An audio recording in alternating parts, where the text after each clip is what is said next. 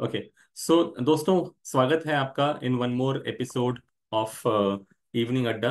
And ये जो series हमारी चल रही है, अगस्त की सीरीज, इस अगस्त की सीरीज में मैंने कहा कि जितने लोग मार्केट में फर्स्ट टाइम आ रहे हैं या जितने लोग नए हैं जिनको नहीं पता कि कस्टमर के सामने कैसे जाते हैं, कस्टमर से क्या बातें करते हैं, उन सब चीजों को लेकर के हम लोग इस सीरीज में डिस्कशन कर रहे हैं। राइट। एंड पिछला क्लास जो हमने किया था, so we have done two classes in this series till now. First class मैंने लिया था 5 तारीख को, जहां पर हमने बहुत ही बेसिक तरीके से आपको सिखाया था कि ये शेयर मार्केट होता क्या है, इक्विटी मार्केट होता क्या है, म्यूचुअल फंड्स होता क्या है, और ये जो रिटर्न्स आते हैं वो रिटर्न्स क्यों आते हैं, इसको लेकर के हमने बहुत ही डिटेल चर्चा की थी। राइट। लेकिन फिर जो दूसरा क्लास हमारा हुआ था, दूसरा class was taken by Anand Varadarajan sir, जहां पर उन्होंने बहुत ही अच्छे से बिहेवियर को समझाया था। And some of the learnings were very much relevant to how we face the client.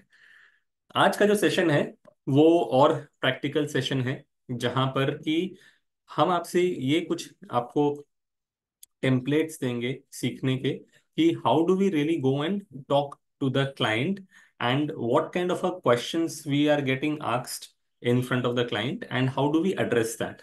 Right. So इसको लेकर के हमारा एक प्रेजेंटेशन है, and I will quickly go on to that presentation. Okay. So I think अब आपको मेरा screen दिख रहा होगा। सो फॉर्मेट वही है कि मैं आप लोगों से बातें करूंगा, I will be talking about this presentation, and ultimately आपके जितने Q&A होंगे वो लास्ट में अपने लेंगे। The session is getting recorded, so the you will be getting the recording of today session. And मेरा टारगेट है कि इसको घंटे सवा घंटे का अपने सेशन रखते हैं, and then if you have any questions please feel free to ask me. तो मैंने सेशन का हेडिंग ही ऐसा कुछ दे रखा है कि इन्वेस्टर्स कंफ्यूजन्स। इन्वेस्टर चेक देना चाहता है लेकिन कहीं ना कहीं कंफ्यूज्ड है। तो क्या उनके कंफ्यूजन्स होते हैं, पहले तो वो समझते हैं, एंड देन अल्टीमेटली उसका सोल्यूशन कैसे अपने क्लाइंट के सामने रख सकते हैं, उसको लेकर के हम लोग बातें करेंगे। Right. Okay, so let's start. So in today's session will be talking about some of these main concepts which are very important, जिसको कि आपको दिमाग में रखना है, कस्टमर से उसी तरीके से बात करनी है। Today will talk about inflation, today will talk about market risk, time in the market, correction is temporary, SIP की story, and then few investment ideas कि आप कैसे अपने इन्वेस्टर को कन्विंस कर सकते हो इन्वेस्टमेंट्स के लिए। राइट। चलिए यहां से स्टार्ट करते हैं।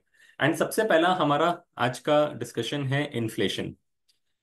इन्फ्लेशन क्या होता है ये शायद आप लोग सब जानते हैं। अगर ये मैं लाइव सेशन कर रहा होता फिजिकल में तो मैं आप लोगों को एक एक करके पूछता कि आपके हिसाब से, आपके अंडरस्टैंडिंग में, आपके नॉलेज में इन्फ्लेशन क्या होता है, आप मुझे समझाइए। But because this is a webinar based discussion, तो हम लोग ऐसे ही डिस्कशन करते हैं। सो मैं कभी भी कोई भी इन्वेस्टर मीट स्टार्ट करता हूँ या कभी भी मैं कोई एक ले मैन कस्टमर से जब बात करता हूँ, and when we start going ahead and talking about so before I start on this, let me ask the audience first, let me ask the audience first कि सर आप ना, मान लो किसी एक लेमैन कस्टमर के घर जाते हो, ठीक है, जो कि शायद आपका इंश्योरेंस का पुराना खिलाड़ी है, और शायद आपके साथ में इन्वेस्टमेंट्स ऑलरेडी इसने कर रखे होंगे इंश्योरेंस में, तो अभी आप उसको म्यूचुअल फंड पे लेकर के आना चाहते हो।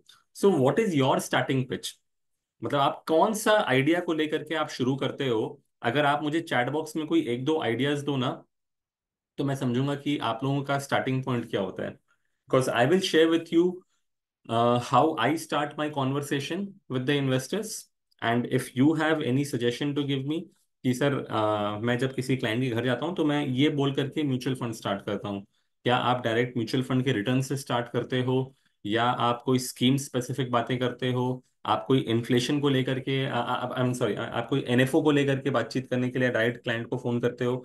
So how do you start a conversation. तो संदीप दा और ओलंपिक दा बोल रहे हैं कि सर इन्फ्लेशन, क्योंकि इन्फ्लेशन का स्लाइड लगा हुआ है, वो तो मेरा स्टाइल है। बट अगर आपका अपना कोई स्टाइल है, ओके। सो महुआ बनर्जी बोल रही हैं कि you start with the returns in mutual fund, ठीक है। आप म्यूचुअल फंड के रिटर्न्स दिखा करके आप बातचीत चालू करते हो, एंड ऑब्वियसली महुआ मैडम आप मान के चलो कि अभी रिटर्न्स अच्छे हैं तो बोल करके हम लोग रिटर्न्स दिखाते हैं, लेकिन ऐसा भी समय आता है जब रिटर्न्स इतने अच्छे नहीं दिखते हैं। राइट। ओके, सो सुभाषिश दा और शौमेन दा बोल रहे हैं कि सर हम लोग एसआईपी को लेकर के स्टार्ट करते हैं और talking about regular investments, which is a good idea कि हाँ आप एसआईपी को लेके बात करते हो। हरिराम जी भी बोल रहे हैं कि एसआईपी को लेके बात करते हैं। ओके, सो देव दुलाल दा बोल रहे हैं why we need investment. Okay, okay, and what is, अच्छा फिर I am getting this answer. Okay, what is mutual fund से लेकर के संदीप जी स्टार्ट करते हैं, और सुजयदा जो है वो गोल प्लानिंग को लेकर के शायद स्टार्ट करते हैं। Okay, very good. Mukesh ji भी कह रहे हैं कि हम लोग गोल से डिस्कशन करते हैं, बहुत अच्छी बात है। सो मैं नहीं कह रहा हूँ कि कोई एक आइडिया सही है या गलत है, सबके अपने अपने स्टाइल हो सकते हैं, सबके दिमाग में अपना अपना एक स्क्रिप्ट सजा हुआ होता है कि वो कैसे अपने इन्वेस्टर से बातचीत करने में कंफर्टेबल होता है। So, I'm not saying anything is right or wrong, but let me now discuss about my style of starting a discussion with the investor. ठीक है, तो चलो दोस्तों, अब चैट बॉक्स पे मैं ध्यान नहीं दे रहा हूँ, अब मैं ध्यान दे रहा हूँ अपने स्क्रीन पर, जहां पे अब मैं आप लोगों से बात करता हूँ कि how do I go and start a conversation with an investor. So हम मैं जब भी किसी इन्वेस्टर के साथ बैठता हूँ ना, तो अगर ये मान के चलना कि वो इन्वेस्टर पैसे तो कमा ही रहे, राइट, पैसे बचा भी रहे, पैसे लगा भी रहे, ठीक है।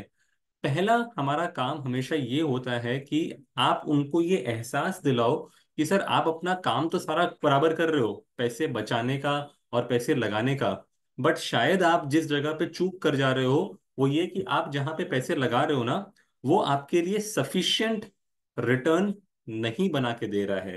And that is where we come and talk about inflation. तो दोस्तों इन्फ्लेशन पे आते हैं, और इन्फ्लेशन की शुरुआत कैसे करते हैं? You look at this slide, and this slide talks a million words कि आप ऐसे देख के देखिए कि अगर इन्फ्लेशन क्या होती है, इन्फ्लेशन महंगाई होती है, राइट। और आपको कस्टमर को ये एहसास दिलाना है कि बॉस आपके महंगाई का दर क्या है, आपको कस्टमर को ये बात सिखानी है, राइट। तो आप उसको महंगाई क्या होती है ये समझाने का सबसे आसान तरीका है कि आप उनको ये पिक्चर दिखा दो। आप उनसे ऐसे डायरेक्ट सवाल करो, अगर आपके पास कोई लैपटॉप या स्क्रीन नहीं है दिखाने के लिए, तो आप उनसे डायरेक्ट सवाल करो कि सर आज से 7-8 साल पहले एक 2,000 के नोट को रखने से हमें कितना सारा सामान मिलता था एक सुपरमार्केट जाने से, राइट। आज के दिन जब मैं वो 2,000 का नोट लेके जाता हूँ तो मुझे कितना ही सामान मैं खरीद पाता हूँ, और ऐसा ही चलता रहेगा तो सर इमेजिन करिए 2027 के अंदर में क्या होगा। I mean one very simple example that people relate with is कि सर आप देखो कि जब आप बच्चे थे, या आप जब छोटे थे, या अगर आपका कस्टमर बहुत बड़ा है तो जब आप अपनी जवानी के दिनों में थे, और आज से 25 साल पहले आप जब मूवी देखने आते थे, तो एक मूवी जाने के लिए आपको कितने रुपए की टिकट कटानी पड़ती थी, और आप वहां पर अल्टीमेटली कितना खर्चा करके निकलते थे? तो शायद सामने वाला बोलेगा कि भाई मेरे जमाने में मतलब 20 साल पहले 25-30 रुपए की या 50 रुपए की एट मैक्स मूवी की एक टिकट आती थी, और अंदर में हम लोग जाकर के वो आलू चिप्स खाते थे, वो 10-15 रुपए का आता था, उतना भी नहीं था उसमें दाम, 5 रुपए का था। पॉपकॉर्न खाते थे, 5 रुपए का होता था। आज के दिन आज के दिन सर आप जाओ मूवी देखने के लिए तो आपको टिकट स्टार्टिंग होती है 250 रुपए से, डिपेंडिंग अपॉन कि सर आप किस तरह का सीट ले रहे हो, ऊपर में आप 350-400 रुपए का भी टिकट दे देते हो। और अल्टीमेटली अगर एक सुपर हिट मूवी अगर आप देखने जा रहे हो, तो सर वो टिकट के दाम कुछ भी हो सकते हैं, right. But more than that, more than the amount of money that you are spending on the ticket, you are spending a much larger amount on F&B, food and beverage. कि आप वहां जा करके एक पॉपकॉर्न और cold drink का pack खरीदते हो ना, तो सर 350-400 रुपए का तो एक पॉपकॉर्न आता है, राइट। और वो कोल्ड ड्रिंक आती है 250-300 रुपए की। तो देखा जाता है कि अगर एक फैमिली के 3 लोग अगर एक मूवी देखने गए ना, तो minimum amount they end up spending is anywhere around 2,000 rupees. ये आज से 20 साल पहले नहीं था। That is how inflation has come into our life, right. So आप उनको ये दिखाओ कि सर देखो, अगर मैं मान के चलता हूं कि एफडी का रिटर्न 7% है, ठीक है, एंड हर 5 साल के अंदर में अगर मेरे खर्चे डबल हो रहे हैं, तो क्या हो रहा है सर? आज के दिन अगर मान लो मेरे घर खर्च अगर 25,000 रुपए हैं, और अगर आप कस्टमर के मुंह से ये अगर बुलवा सको कि सर 5 सालों में तो मेरे खर्चे डबल हो गए हैं, तो आप उनको क्या दिखाओगे कि सर अगर 5 साल में आपके खर्चे अगर डबल हुए ना, तो 10 सालों में आपके खर्चे 4 गुना हो रहे हैं। यानी कि आप ऐसे उनको बैक टेस्ट कराओ, उनको बैक कैलकुलेट कराओ, और उनसे पूछो कि सर आज के दिन आपको घर चलाने के लिए कितना रुपया लगता है। तो मे बी वो आपको बोलेगा कि भाई let's say, I just use this, I don't know if this is working. हाँ, राइट। तो आप जाकर के उनसे पूछो कि सर आज के दिन आप जो घर चला रहे हो, आज के दिन आपको घर खर्च कितना रुपया लगता है। तो हो सकता है वो कस्टमर बोलेगा कि भाई मेरे को लेट से 30,000 रुपीज पर मंथ लगता है आज के दिन। तो आप उनसे पूछिए कि सर आज से 10 साल पहले आपका घर खर्च कितना था। तो कोई बड़ी बात नहीं है कि वो बंदा बोलेगा कि मेरा घर खर्च जो है ना, वो शायद 7,500 रुपये महीने था, या 10,000 रुपये महीने था। राइट। ये बात बहुत ही फैक्ट बात है। आप बहुत, मैंने बहुत सारे इन्वेस्टर से बातचीत करके देखी है, हर तरह के इन्वेस्टर से बात करके देखी है। जिनका खर्चा आज 2 लाख रुपए महीना है, उनका खर्चा आज से 10 साल पहले 50,000 रुपये महीना था। तो for every segment of life, whether it is a lower class, middle class, upper class, सबके खर्चे स्पीड से बढ़े हैं। सो कहने का मतलब क्या है कि अगर 7,500 से 30,000 में अगर आपका खर्चा बढ़ा है, तो आपका खर्चा 4 गुना बढ़ा है पिछले 10 सालों में। और वही 10,000 से 30,000 हुआ है, तो आपका खर्चा 3 गुना बढ़ा है पिछले 10 सालों में। राइट। अब आप कस्टमर से पूछो कि सर आप जो इन्वेस्टमेंट्स कर रहे हो, आप अपना पैसा एफडी में लगा रहे हो, एफडी के अंदर में आप कितना रिटर्न बना रहे हो। Answer is 7-7.5%। तो आप उनको सिखाओ एक rule of 72। I am sure यहाँ पर मैक्सिमम लोगों ने, जिन्होंने मेरे से पहले ट्रेनिंग ली है, उनको पता होगा रूल ऑफ 72 क्या होता है। रूल ऑफ 72 बताता है कि आपके खर्चे कितने साल में डबल होते हैं। अगर आपके खर्चे डबल हो रहे हैं, तो कितना परसेंट आपका रेट ऑफ रिटर्न या रेट ऑफ इंटरेस्ट या रेट ऑफ इन्फ्लेशन है। This is called as rule of 72। So अगर सामने वाला बोलता है कि सर मेरे खर्चे तो पिछले 10 साल में 3 गुना, लेट से मेरा खर्चा जो है वो पिछले 5 सालों में डबल हुआ है। अगर सामने वाला बोलता है कि मेरा खर्चा पिछले 5 सालों में डबल हुआ है, तो उसका पर्सनल इन्फ्लेशन रेट क्या है, 72 डिवाइड बाई 5, यानी कि 14%। सामने वाला बोलता है मेरा खर्चा पिछले 6 सालों में डबल हुआ है, तो आप 72 डिवाइड बाई 6 कर दीजिए, उसका खर्चा का इन्फ्लेशन का स्पीड है 12%। सामने वाला बोलता है मेरा पिछले 7 सालों में खर्चा डबल हुआ है, तो उसका इन्फ्लेशन रेट है 10%। ठीक है। तो आपको हार्डली कोई ऐसा आ, बंदा मिलेगा जो बोलेगा कि यार मेरा ना खर्चा पिछले 10 सालों में या 12 सालों में डबल हुआ है। ऐसा हार्डली कोई बंदा मिलेगा। तो जो बंदा बोलता है कि मुझे 12 साल में मेरा खर्चा डबल हुआ है, मतलब उसका इन्फ्लेशन रेट 6% है, जो आरबीआई पब्लिश करती है। या जो बंदा बोल रहा है कि मेरा खर्चा 10 सालों में डबल हुआ है, मतलब उसका इन्फ्लेशन रेट है 7%। सो आप उस बंदे को ये दिखाओ, ये समझाओ, ये जताओ कि सर इसी रूल ऑफ 72 के हिसाब से अगर हम देखें, तो आज के दिन जो हम अपना पैसा एफडी में लगा रहे हैं, एफडी में हम एफडी कर रहे हैं 7% से। राइट। तो मैं 72 डिवाइड बाई 7% करता हूं, तो मेरा पैसा 10 सालों में डबल होता है। राइट। यहाँ डबल होने की कहानी कर रहे हैं। तो आप उसको ये दिखाओ कि सर अगर आपके खर्चे पिछले 10 सालों में 3 गुना या 4 गुना हुए हैं, और उसी समय में आपका एफडी का इन्वेस्टमेंट 25,000 से 50,000 यानी कि 2 गुना हुआ है, तो सर आप अमीर बन रहे हो कि गरीब बन रहे हो। आंसर इज कि सर आप डेफिनेटली गरीब बन रहे हो। Right. So that is where you would have to first convince the client, कि आप उनके मुंह से निकलवाओ कि सर मेरा इन्फ्लेशन का रेट कितना है। ठीक है। Inevitably I can tell you, and this is how you should be doing marketing and sales, कि आप उसके मुंह से ये निकलवा दोगे कि सर मेरा खर्चा ना मोटा मोटी पिछले 6-7 सालों में डबल हो गया है। तो अगर 6-7 साल में अगर खर्चा डबल हुआ है ना, I am talking about this reason, तो आप उसको बताओगे कि भाई तुम्हारा इन्फ्लेशन रेट जो है ना, वो 10 से 12% का है। तो अगर 10 से 12% से तुम्हारी खर्चाई की दर अगर बढ़ते जा रही है, और अगर तुम सिर्फ 7% का रिटर्न कमा रहे हो, तो क्या तुम इस मार्केट में सरवाइव करोगे। Answer is no. So you require a investment opportunity, you require an investment option which can beat the speed of your inflation, beat the rate of your inflation. So if the inflation rate in your case is let's say 10%, तो आपको अपना पैसा कहीं 12% पे लगाना पड़ेगा, तब जाकर के आप रियल में वेल्थ क्रिएट करोगे। Right. So to understand risk first, अब होता क्या है कि आप जहां ये सारा डिस्कशन करोगे ना, तो ऑब्वियस सी बात है कि वो बोलेगा कि सर ठीक है, आप बोल रहे हो मेरा खर्चा 10% से बढ़ रहा है और रिटर्न 12% होना होने से मेरे मैं शायद पॉजिटिव आफ्टर इन्फ्लेशन रिटर्न्स बनाऊंगा। तो सर क्या 12% आप मेरे को गारंटी रिटर्न दोगे? The answer is no. So which is where सामने वाला बोलेगा फिर सर मेरा पैसा कितना सेफ है, how safe is my money? So that is let us then go and talk about the concept of safety. कि सर सेफ्टी का मतलब आप क्या समझते हो? सेफ्टी का मतलब तो एक ये भी होता है कि सर मैं आज एक अपने घर में एक लॉकर खरीदता हूँ गोदरेज का, और जा करके उसमें एक 100 का नोट रख के आ जाता हूँ। ठीक है। अब क्या कोई चोर आकर के उस लॉकर को तोड़ करके उसमें से 100 का नोट निकाल लेगा? नहीं। वो लॉकर में नोट पड़ा है, वो लॉकर का नोट पड़ा रहेगा। 10 साल बाद जब मैं उस लॉकर को खोलूंगा तो मुझे वापस रिटर्न क्या मिलेगा? सिर्फ वो 100 का ही नोट मिलेगा जो आपने रख के रखा था। राइट। तो ये जो 100 का नोट मेरे को 10 साल बाद मिल रहा है, क्या उस 100 के नोट की कीमत उतनी ही है जितने 10 साल पहले थी? The answer is no. The value of that money has eroded. मतलब उस 100 रुपए की खर्चा करने की क्षमता जो थी वो पहले से घट गई है। राइट। सो आप उनको दिखाओगे कि सर 1979 में 100 रुपए के नोट से हम जितना सामान खरीद पाते थे, मतलब जो 100 रुपए के नोट का कीमत था, आज के दिन वो 5 रुपए के नोट का कीमत रह गया है।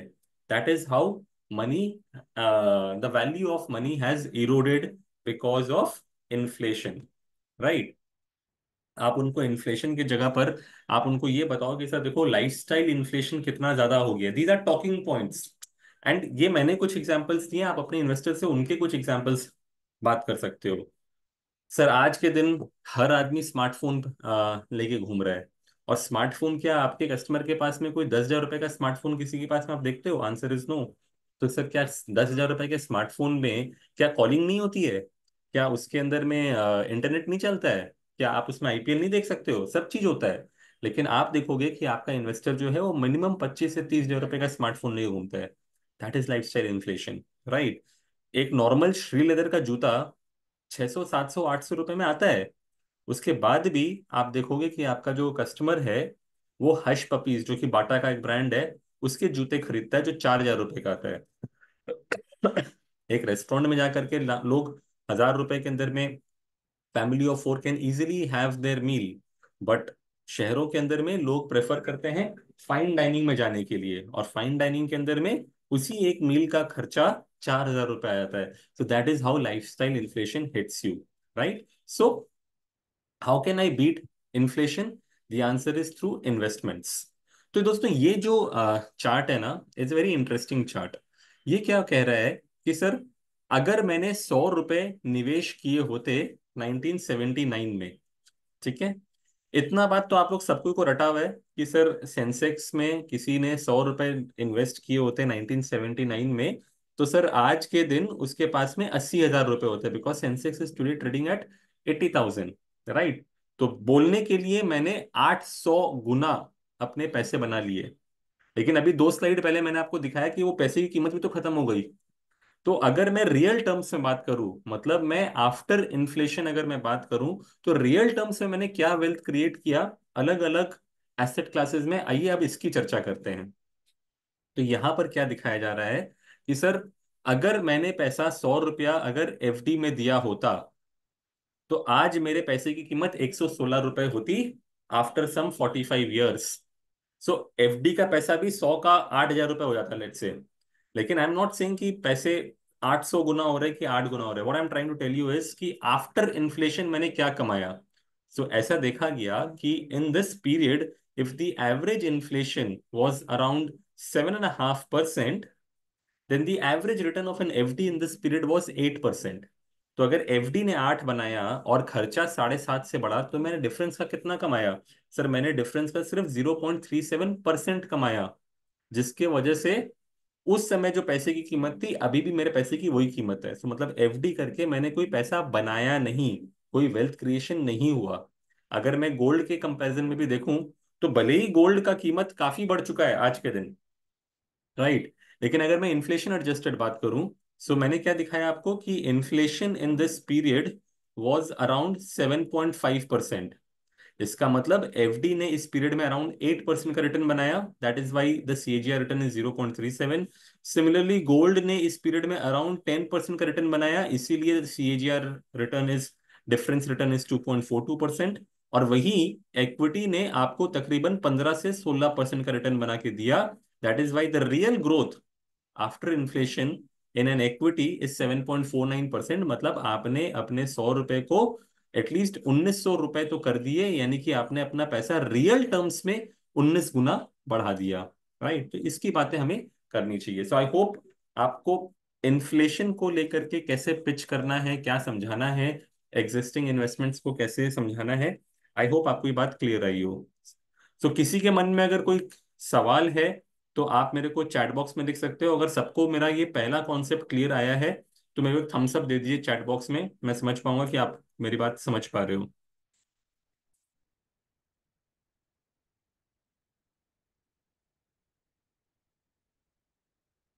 सो if I am loud and clear to everyone, I would want कि आपको अगर मेरी बात समझ में आई हो, इन्फ्लेशन को कैसे पिच करना है, रियल रिटर्न समझाइए कि सर बोलने के लिए आप 8% कमाते हो, एफडी के अंदर में 7.5 कमाते हो, लेकिन सर इन्फ्लेशन से एडजस्ट करने के बाद आप खाली 0.4% कमाया है आपने पिछले 40 सालों के अंदर में। राइट, इतनी बातें आप समझाइए। Thank you so much.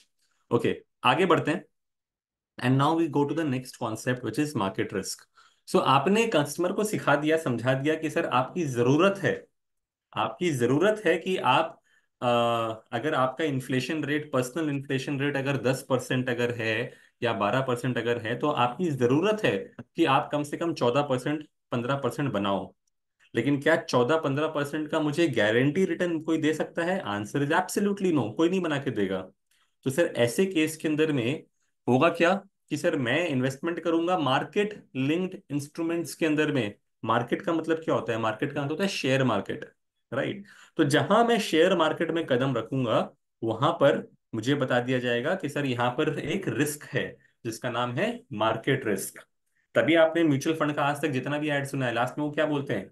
Mutual fund investments are subject to market risk. Returns हैं, लेकिन ये returns are subject to market risk, मतलब मार्केट का उतार चढ़ाव। तो वो उस चीज को सोच समझ के इन्वेस्टमेंट करने चाहिए। तो देखो दोस्तों, अब हम लोग मार्केट रिस्क को कस्टमर को कैसे एक्सप्लेन करेंगे कि सर मार्केट रिस्क होता है। ये बात हम लोग समझते हैं। मार्केट रिस्क का मतलब क्या हुआ कि सर मैंने मार्केट में निवेश किया और कोई भी कारण की वजह से शेयर मार्केट गिर गया, तो क्या होगा? मुझे लॉस लगेगा। So is my money safe? The answer is no. मतलब मैंने अभी सोची कि मैंने लाख रुपए लगाए और उधर पे वो जो ईरान और इसराइल के बीच में युद्ध चल रहा है वो और बड़े रूप में ले लिया, तो क्या होगा? सर मार्केट गिर जाएगा। 25,000 का जो निफ्टी हमने देखा था वो ऑलरेडी 24,000 का निफ्टी हो चुका है, वो शायद गिर के 22,000 का निफ्टी हो जाएगा। 25,000 का निफ्टी अगर 22,000 निफ्टी हो जाए, मतलब आप समझो मार्केट में 12.5% का करेक्शन आ गया। राइट, तो होगा क्या? सर मैंने भी अगर लाख रुपए दिए थे तो उसमें भी 12.5% करेक्शन आ जाएगा, तो मेरा पैसा जो है वो कुछ 90,000 के नीचे चला जाएगा। This is what market risk is. तो सर इससे बचा कैसे जाए, इसको लेकर के चर्चा करिए। राइट, तो चलिए मार्केट रिस्क के बारे में पढ़ते हैं।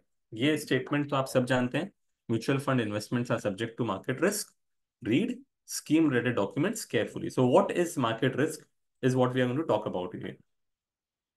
अगर मैं यहाँ पर हिस्ट्री देखूं, थोड़ी सी पुरानी स्लाइड है but it's still relevant slide.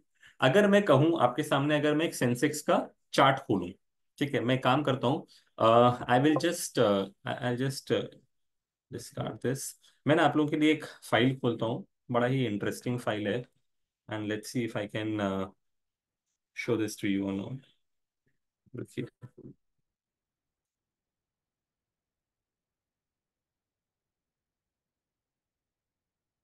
A very interesting slide, एक सेकेंड।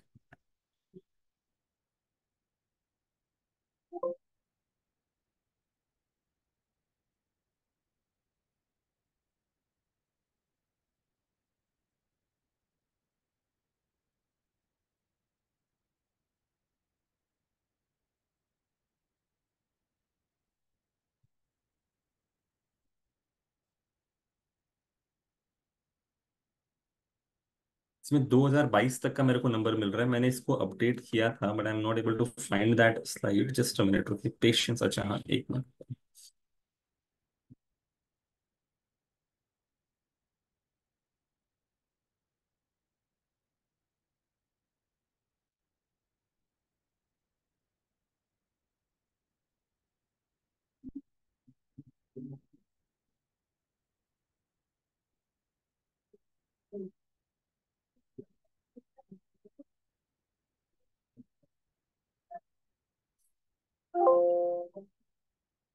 कोई बात नहीं। So I I I will just share the screen and आप लोगों को इसकी स्लाइड्स दिखा देता हूँ। ये 2022 तक का स्लाइड है, बट 2024 में भी ये उतना ही रेलिवेंट स्लाइड है। तो दोस्तों, इस स्लाइड को आप लोग सीखिएगा मेरे साथ में, समझिएगा मेरे साथ में, और आपको कॉन्सेप्ट्स क्लियर होंगे। अभी मैं यहाँ पे क्या दिखा रहा हूँ? 1979 मार्च, 100 रुपए का सेंसेक्स था। और यही सेंसेक्स नीचे में आता हूँ तो जुलाई 2022 में 58,000 का था। ये बात और है कि अभी सेंसेक्स जो है वो 80,000 का है। ठीक है। तो चलो कोई बात नहीं, एक बार अपने जुलाई के हिसाब से समझते हैं, because the concept is the same. तो ये क्या बोलता है कि सर, हम लोग जब इन्वेस्टमेंट करते हैं तो हम अपना इन्वेस्टमेंट एक लंबे समय के लिए हमें इक्विटी में करना चाहिए। ये हमने आज तक सीखा है। तो अगर मैं बात करूं कि सर मैंने अगर इन्वेस्टमेंट किया होता सेंसेक्स में कोई भी समय में, और मैं 1 साल बाद अपना रिटर्न चेक करता, तो क्या मैं सेंसेक्स में अपने पैसे प्लस में करता कि माइनस करता? ये बात समझें। So let's say for example, जिस बंदे ने 1979 में लेट्स से सेंसेक्स में इन्वेस्टमेंट किया था, और 1 साल के बाद ने उसने अपना पैसा निकाल लिया, तो उसने अपना पैसा कितने में निकाला? 129 के सेंसेक्स में। तो इसका रिटर्न कितना बना? उसका रिटर्न बना 29%। करेक्ट। तो वैसे ही किसी बंदे ने 1982 में मान लीजिए सेंसेक्स में 100 रुपए इन्वेस्ट किए होते, लाख रुपए इन्वेस्ट किए होते, उसने एंट्री किया सेंसेक्स में 218 के दाम पे, और 1 साल बाद उसने एग्जिट किया 212 के दाम पे, मतलब उसने लॉस किया -3% का। तो हर एक एक साल का अगर मैं रिटर्न निकालने जाऊं, उसको हम लोग कहते हैं रोलिंग 1 ईयर रिटर्न। तो अगर मैं 1979 से 2022 का अगर मैं हिस्ट्री देखूं और मैं पूछूं कि बॉस, हर साल क्या सेंसेक्स ने मुझे प्रॉफिट दिया है? Answer is no. Sir if you look at it, अगर मैं ये सबको हाइड कर देता हूं एक बार के लिए, just a minute. Okay.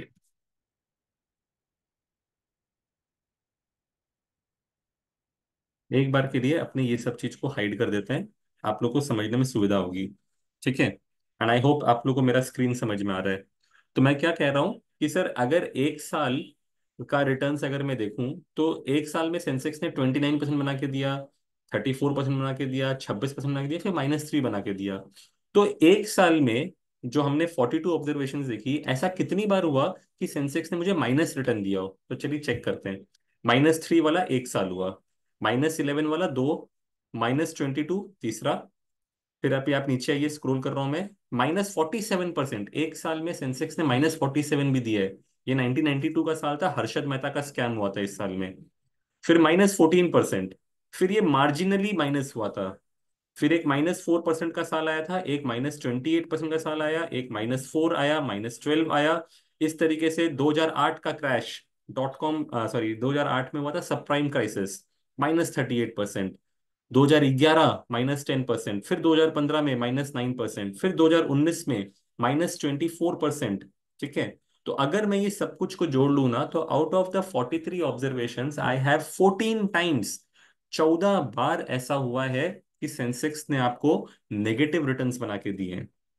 This is exactly what market risk is. और आपका इन्वेस्टर इसी से डरता है। आपका इन्वेस्टर एग्जैक्टली यही बोल रहा है कि भाई, मैं तो इतना लक खराब है कि मैं जब पैसे लगाता हूँ वो पैसा मिट्टी जाता है। तो अभी सोच के देखो, मैं भी डालूंगा, तो क्या गारंटी है कि मेरा पैसा प्लस में जाएगा? तो मैं बोलूंगा सर, कोई गारंटी नहीं है। 67% प्रोबेबिलिटी है सर। 43 में से 29 टाइम्स ही ऐसा देखा कि आपका पैसा प्लस में है, 14 बार आपका पैसा माइनस में होता है। तो sir, the probability of you making profit in the market after 1 year is only 67%। अब अगर आप मेरे को ये स्टेटिस्टिक्स दिखाओगे और आप मेरे को एक्सपेक्ट करोगे कि हितेश मेरे को चेक दे दे, तो क्या मैं चेक दूंगा? Answer is no. क्यों? क्योंकि यहाँ पे तो पैसा खोने की प्रोबेबिलिटी 33% है। राइट। तो मैं क्या कहता हूं कि सर, मैं तो आपसे पैसा जो ना एक साल के लिए नहीं मांग रहा हूं, मैं तो पैसा आपसे लंबे समय के लिए मांग रहा हूं। तो देखिए, देखते हैं लंबे समय में क्या होता है। तो मैं इस बार, सॉरी, अब मैं क्या कर रहा हूं, अब मैं आपके सामने रोलिंग 3 ईयर रिटर्न्स निकालता हूं। रोलिंग 3 ईयर रिटर्न्स का मतलब क्या होता है? रोलिंग 3 ईयर रिटर्न्स का मतलब होता है कि भाई मैंने आज पैसे डाले और मैं 3 साल बाद अपना रिटर्न चेक करूंगा। मतलब 1979 में अगर मैंने पैसे डाले थे 100 रुपए में, तो मैं 1982 में पैसे निकालूंगा। 1982 में मार्केट क्या था? 218। तो मैंने अपने 3 साल में कितना रिटर्न बना लिया? सिर्फ मैंने 118% रिटर्न बनाया। लेकिन अगर मैं 3 साल का सीएजीआर रिटर्न पूछूंगा, तो 3 साल का सीएजीआर रिटर्न होता है 30%। अगर 30% से अगर कोई चीज कंपाउंड होगी 3 साल में, तो मुझे 100 रुपए की चीज 218 रुपए बन जाती है, यानी कि यहाँ पे मैंने 30% का रिटर्न बनाया। तो वैसे ही सर, अगर मैंने 1980 में पैसे डाले होते जब मार्केट 129 पे था, और उसके ठीक 3 साल बाद यानी कि 1983 में पैसे निकाले होते, तो 129 में मैं घुसा था और 212 में मैं निकल रहा हूँ। तो सर मैंने कितना परसेंट रिटर्न बनाया? 18%। तो इसी तरीके से देखो कि सर 3 साल निवेश करने के बाद क्या मैं कभी पैसे माइनस करता हूं? तो let us look at the example of 1992। अभी यहां पर क्या देखने को मिल रहा है? यहां पर देखने को मिल रहा है कि सर 1992 में मैंने पैसे दिए अपने ब्रोकर को, जब सेंसेक्स चल रहा था 4285। और ठीक 3 साल बाद 1995 में मैं पैसे निकाल रहा हूँ। 1995 में मार्केट क्या है? 3261। तो 4285 में सेंसेक्स में मैंने पैसे घुसाए और 326 में मैं पैसे निकाल रहा हूँ। मैंने लॉस किया ना। मैंने 3 साल में लगभग लगभग 30% का लॉस कर लिया। तो सालाना लॉस मेरा हुआ -9%। राइट। तो इसी तरीके से मैं देखूं कि सर मैंने इस पूरे स्टडी को अगर देखूं 1979 से 2022 तक में, तो ऐसा कितनी बार हुआ है कि मैंने अपना पैसा माइनस किया है? तो सर देखने को मिलेगा। सर देखो, ये एक हुआ, नीचे देखिए ये दो हुआ, फिर तीन, चार, पांच, राइट, और आके देखते हैं छह, और उसके बाद में एक ये सात। Right. So out of 41 observations, खाली 7 बार ऐसा हो रहा है कि सर मैंने लॉस किया है 1 साल की 3 साल के बाद में। तो sir what is the probability of me making money after remaining invested for 3 years? The answer is sir, now the probability is 83%। मतलब सिर्फ 17% चांस है, मार्केट में ऐसा सिर्फ 7 ही बार हुआ है कि सर आपने आज 2024 में पैसा डाला हो और आप 2027 में मेरे से रिटर्न पूछो, तो 3 साल के बाद मैं आपको माइनस बना के दूंगा। ऐसा मार्केट में सिर्फ 7 ही बार हुआ है 45 साल के हिस्ट्री के अंदर में। So probability of losing is only 17%। तो इसका मतलब अब चीजें मेरे फेवर में आ रही है। लेकिन मुझे बताओ दोस्तों कि क्या हम लोग 3 साल का पैसा प्योर प्योर इक्विटी फंड में डालते हैं? मेरे ख्याल से मैंने ये चीज कभी नहीं सिखाया है। मैंने हमेशा सिखाया है कि बॉस, अगर आप पैसा इक्विटी में लेके आ रहे हो, आपको जो पसंद है, large cap, mid cap, small cap, flexi cap, आपको जो बेचना है बेचो, लेकिन कम से कम 5 साल बोल के पैसा लाओ। यही सिखाया ना हमने। तो अभी मुझे ये बताओ कि अगर यही पैसा, अगर मैं 5 साल के दृष्टिकोण से देखूं, तो मुझे कैसा देखने को मिलता है? So let us look at this over a 5 year period, कि 5 साल अगर मैं इन्वेस्टेड रहा और उसके बाद अगर मैं रिटर्न देखने जाता हूं, तो मुझे कैसा रिटर्न देखने को मिलेगा। सो इट इज लाइक 1979 में मैंने 100 के सेंसेक्स से पैसा लगाया, और ठीक 5 साल बाद यानी कि 1984 में मार्केट में निकलूंगा, तो 100 रुपए में घुसा था और 245 में मैं निकल रहा हूँ। तो what is the kind of return that I am making? Sir 5 साल का मेरा रिटर्न बना 20% का। राइट। पैसे 100 का 140% रिटर्न बनाया, लेकिन 5 साल का सीएजीआर रिटर्न बात करूंगा तो 20% का रिटर्न बना। वैसे ही 1980 में मैंने अगर 129 के सेंसेक्स में पैसे लगाए होते, और फिर मैं 1980 से 1985 में पैसे निकालता एट अ सेंसेक्स ऑफ 354, मेरा रिटर्न बना था 22% का। तो क्या सर ऐसा कभी हुआ है कि 5 साल इन्वेस्टमेंट करने के बाद मैंने पैसे माइनस किए हैं? सर ऐसा भी हुआ है। अगर मैं 1992 की बात करूं, कि सर 1992 में मैंने पैसे लगाए थे 4285 वाले सेंसेक्स में, और 1997 में अगर मैं अपना हिसाब किताब देखता, तो 1997 में सेंसेक्स था 3361। तो मैंने 5 साल तक निवेश किया, और 5 साल के बाद भी मैंने 900 पॉइंट माइनस यानी कि 20% का लॉस किया, यानी कि मेरा सालाना लॉस हुआ -5%। राइट। ऐसा होता है दोस्तों। तो वैसे ही अगर मैं देखूं, तो there are certain some more instances जहां पे 5 साल रहने के बाद भी पैसा माइनस है। बट ऐसे कितने इंस्टेंसेस हैं? -5 का एक, फिर ये 0 वाला दो, फिर -5 तीन, इसके बाद और देख लेते हैं नीचे में, और कोई इंस्टेंस नहीं है। मतलब sir out of 39 observations only thrice it has happened कि आप 5 साल तक निवेश करते रहे और उसके बाद भी आप लॉस खा के निकले। सर ऐसा नहीं के बराबर होता है। इसका मतलब the probability of me making money after 5 years having remain invested in the market is 92%। खाली 8% चांस है कि सर मैं तकदीर इतना ही खराब कि सर पैसे लगाए और 5 साल बाद ही माइनस हो गया। ऐसा बहुत रेयर सिनेरियो होता है, राइट। और यही चीज को अगर मैं थोड़ा सा और लॉन्ग टर्म देख लूं, if I were to look at कि सर यही पैसे अगर मैं 5 साल नहीं सर मैं 10 साल तक नहीं निकालूंगा, तो 10 साल में कभी ऐसा हुआ है सर कि मार्केट ने नेगेटिव रिटर्न दिया है? हाँ सर, 1992 में हुआ था, and 1992 was a very difficult period. Harshad Mehta के पीक वाले स्कैम के समय में अगर किसी ने पैसे लगाए होते तो वो 1992 में घुसा था 4200 में, और 10 साल के बाद भी उसका पैसा माइनस था। लोगों का शेयर मार्केट से विश्वास उठ गया था हर्षद मेहता के बाद, right. So there is only one instance जहां पे 10 साल रिमेन इन्वेस्टेड के बाद में भी पैसा माइनस हुआ है, बट ऐसा और कभी नहीं हुआ है। और 15 साल के हिसाब से देखूंगा कि सर 15 साल पैसे डाले और मैंने क्या कभी रिटर्न नेगेटिव किया है? Answer is no. और वही अगर 20 साल रहूंगा और क्या मैं रिटर्न नेगेटिव करूंगा? The answer is absolute no. So the point is कि सर मैं जितने लंबे समय के लिए इन्वेस्टमेंट करूंगा, my chances of hitting a market risk, my chances of making a loss in the market becomes very minuscule। लेकिन दोस्तों मन में एक सवाल और आना चाहिए कि सर मैं अगर 10 15 20 साल के लिए इन्वेस्टमेंट करूंगा तो मेरा एक्सपेक्टेशन थोड़ी कोई प्लस में पैसा बनाना है। मेरा एक्सपेक्टेशन है एफडी से ज्यादा पैसा बनाना, राइट। नहीं तो मैं अगर आपको चेक नहीं दूंगा तो मैं तो बैंक को चेक दे दूंगा।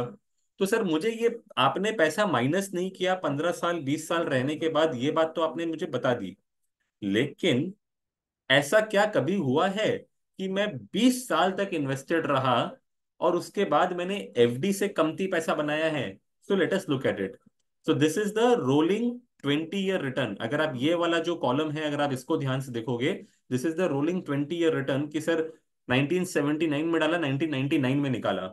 इस टाइप का अगर 20 20 साल का अगर हम इन्वेस्टमेंट करते हैं तो ऐसा क्या कभी देखने को मिला है कि 20 साल में पैसा माइनस तो नहीं होगा? ये बात तो क्लियर है, लेकिन क्या पैसा का रिटर्न इज लेस देन 7%? ऐसा कभी हुआ है? सर देखो यहाँ पे सारे नंबर 20 20 16 15 14 सब ये रिटर्न चल रहे हैं। एक हुआ 1992 में जहां पर हर्षद मेहता की पीक में भी अगर आपने पैसे लगाए होते और उसके 20 साल बाद रिटर्न चेक कर रहे होते तो उसके बाद भी आपने एफडी का रिटर्न बनाया था, राइट। 1994 में 9% रिटर्न बना और सन 2000 में 9% रिटर्न मिला जब आपने कोविड के क्रैश में पैसे निकाले।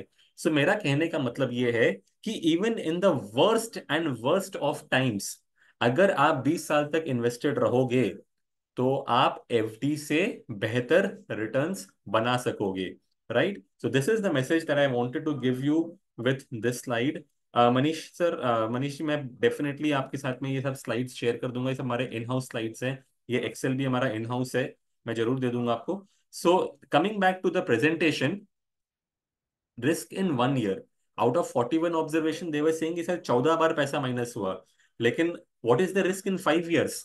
तो सर आउट ऑफ 37 टाइम्स खाली 3 बार ही पैसा माइनस हुआ। What is the risk in 12 years? Sir 12 साल इन्वेस्टेड रहिएगा, कभी पैसा नेगेटिव नहीं हो रहा है। तो take a risk and you may lose. But if you don't take a risk, you will definitely lose. Just give this impression in the mind of the customer कि सर देखो आपने पैसा इक्विटी में लगाया, हो सकता है कि 1 साल बाद आपका पैसा माइनस हो, 3 साल बाद आपका पैसा माइनस हो सकता है, मतलब वेरी स्मॉल प्रोबेबिलिटी। लेकिन सर 5 साल 10 साल 15 साल 20 साल छोड़ दो, सर पैसा माइनस तो होगा ही नहीं। आप वर्स्ट केस में भी आप एफडी से बेहतर बना लोगे। लेकिन अगर आपने ये 1 साल में पैसा माइनस हो सकता है, अगर ये टेंशन में आकर के ये डर में आकर के अगर आपने पैसा नहीं दिया, if you don't take this risk and if you end up putting your money into an FD, you will certainly lose। ये बात कस्टमर के दिमाग में सेट करनी है। क्यों? क्योंकि सर आप पैसा एफडी को दोगे और एफडी में आपको कितना रिटर्न मिल रहा है सर? 7% मिल रहा है। सर आपका इन्फ्लेशन रेट कितना है? आपका इन्फ्लेशन रेट 10% है, तो सर आप तो -3% का रिटर्न बना रहे हो सर, तो डेफिनेटली यू विल लूज। ठीक है, तो आप उनसे ये सचिन का एग्जाम्पल शेयर करिएगा, जो कि मैं मार्केट रिस्क समझाने के लिए लोगों को ये समझाता हूँ कि सर देखो सचिन जो है ना एक महान खिलाड़ी है। क्यों? क्योंकि इतने लंबे करियर के अंदर में जहां इस बंदे ने 782 इनिंग्स खेला था, इस बंदे ने 100 सेंचुरियां जड़ी, इस बंदे ने कुछ 34,000 रन बना दिए, इस बंदे ने 76 times man of the match award जीता, मतलब कि सिंगल हैंडेडली इंडिया को मैच जिताया। तो सचिन इन सारे पैरामीटर पे एक महान खिलाड़ी है। लेकिन मैं एक्चुअल में इसको महान खिलाड़ी क्यों कहता हूं? मैं उनको महान खिलाड़ी कहता हूं इस स्टैटिस्टिक्स की वजह से। अगर आप ये स्टैटिस्टिक्स देखो कि सर सचिन ने 24 साल क्रिकेट खेला और 24 साल क्रिकेट खेल करके इनका एवरेज बना 48.5 का। तो 24 ईयर्स, यानी कि कितना कंसिस्टेंट ये खेले कि 24 साल में इन्होंने 48 का एवरेज बनाया। Now ask this question to your customer. देखो क्रिकेट अभी सबके जहन में बसा हुआ है, राइट? आप किसी से भी आप इंडिया में क्रिकेट को लेके बातें करो, they would love to talk to you. So मैं इनसे ये पूछता हूँ, ये सवाल मैं अपने इन्वेस्टर से पूछता हूँ कि सर कि सचिन महान खिलाड़ी है, ये बात तो मैं और आप दोनों जानते हैं। और क्यों महान खिलाड़ी है? क्योंकि सर ये बंदा 24 साल तक खेलता गया और 24 साल खेलने के बाद उसने 48 का एवरेज बनाया। लेकिन सर सवाल ये है कि सर क्या सचिन हर बार जब क्रीज पर आता था, क्या वो एग्जैक्टली 48 के स्कोर पर आउट होता था? Is it true? Answer is no, it is not true. Sir आप ही दिखा रहे हो कि 100 बार तो इस बंदे ने सेंचुरी बनाई है, 100 टाइम्स ही हैज मेड सेंचुरी। एंड अगर मैं आपसे पूछूं कि सचिन 0 या 1 या 2, इस स्कोर पे सचिन कितनी बार आउट हुआ है, आप गूगल करिएगा, द आंसर इज 130 टाइम्स। मतलब सचिन 100 बार सेंचुरी मारता है तो वही सचिन 0 या 1 या 2 के स्कोर पे 130 बार आउट होता है।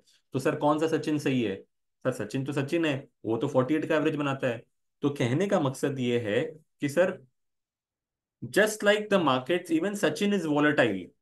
कभी सचिन बहुत अच्छा रिटर्न बना रहा है, कभी सचिन बहुत खराब रिटर्न बना रहा है, लेकिन लंबे समय तक अगर आप सचिन का करियर देखो तो उसने एक बहुत ही अच्छा डिसेंट रिटर्न बना के दिया। तो इसी समय में सर जो एक और महान खिलाड़ी खेल रहा है वो है Sensex.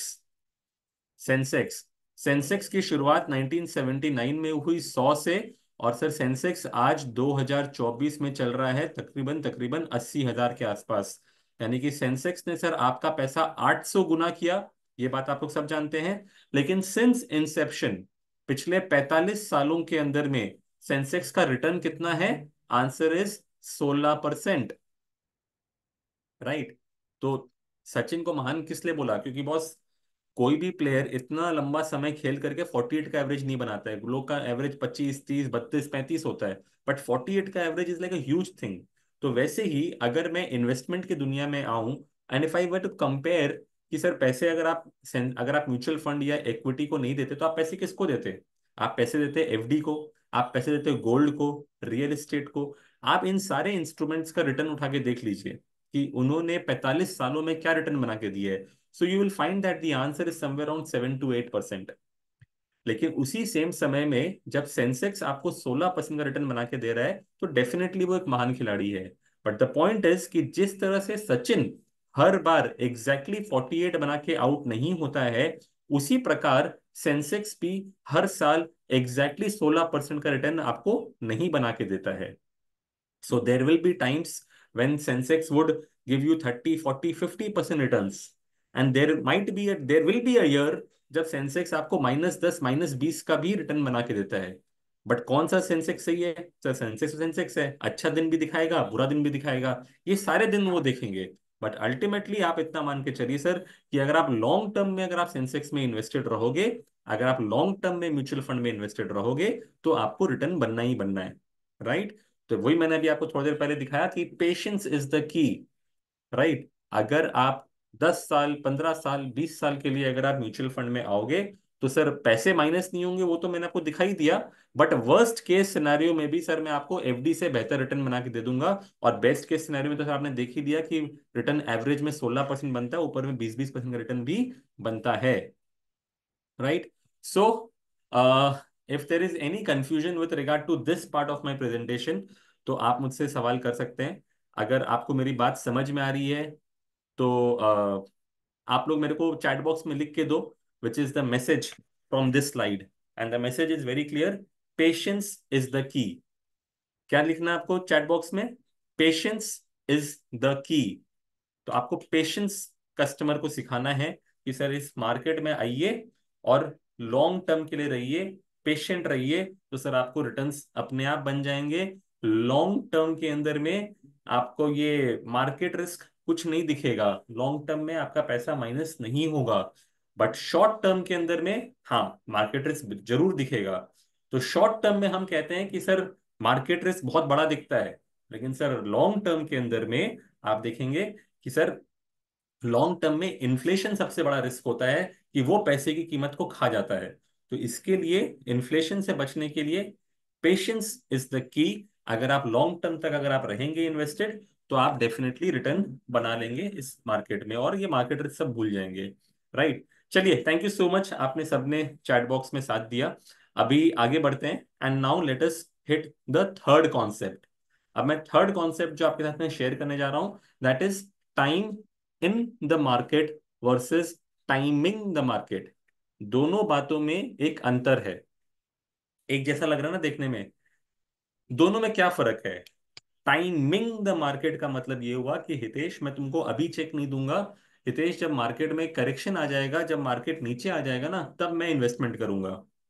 This is called as timing the market. मतलब कि भाई अभी 25,000 का सेंसेक्स, मतलब 25,000 का निफ्टी, 24,000 का निफ्टी बहुत ऊंचा है। ये निफ्टी अगर 22,000 20,000 आ जाए ना, तो मैं कंफर्टेबल हूंगा, तब मैं तेरे को चेक दूंगा। So I am trying to be timing the market, की कब घुसना है।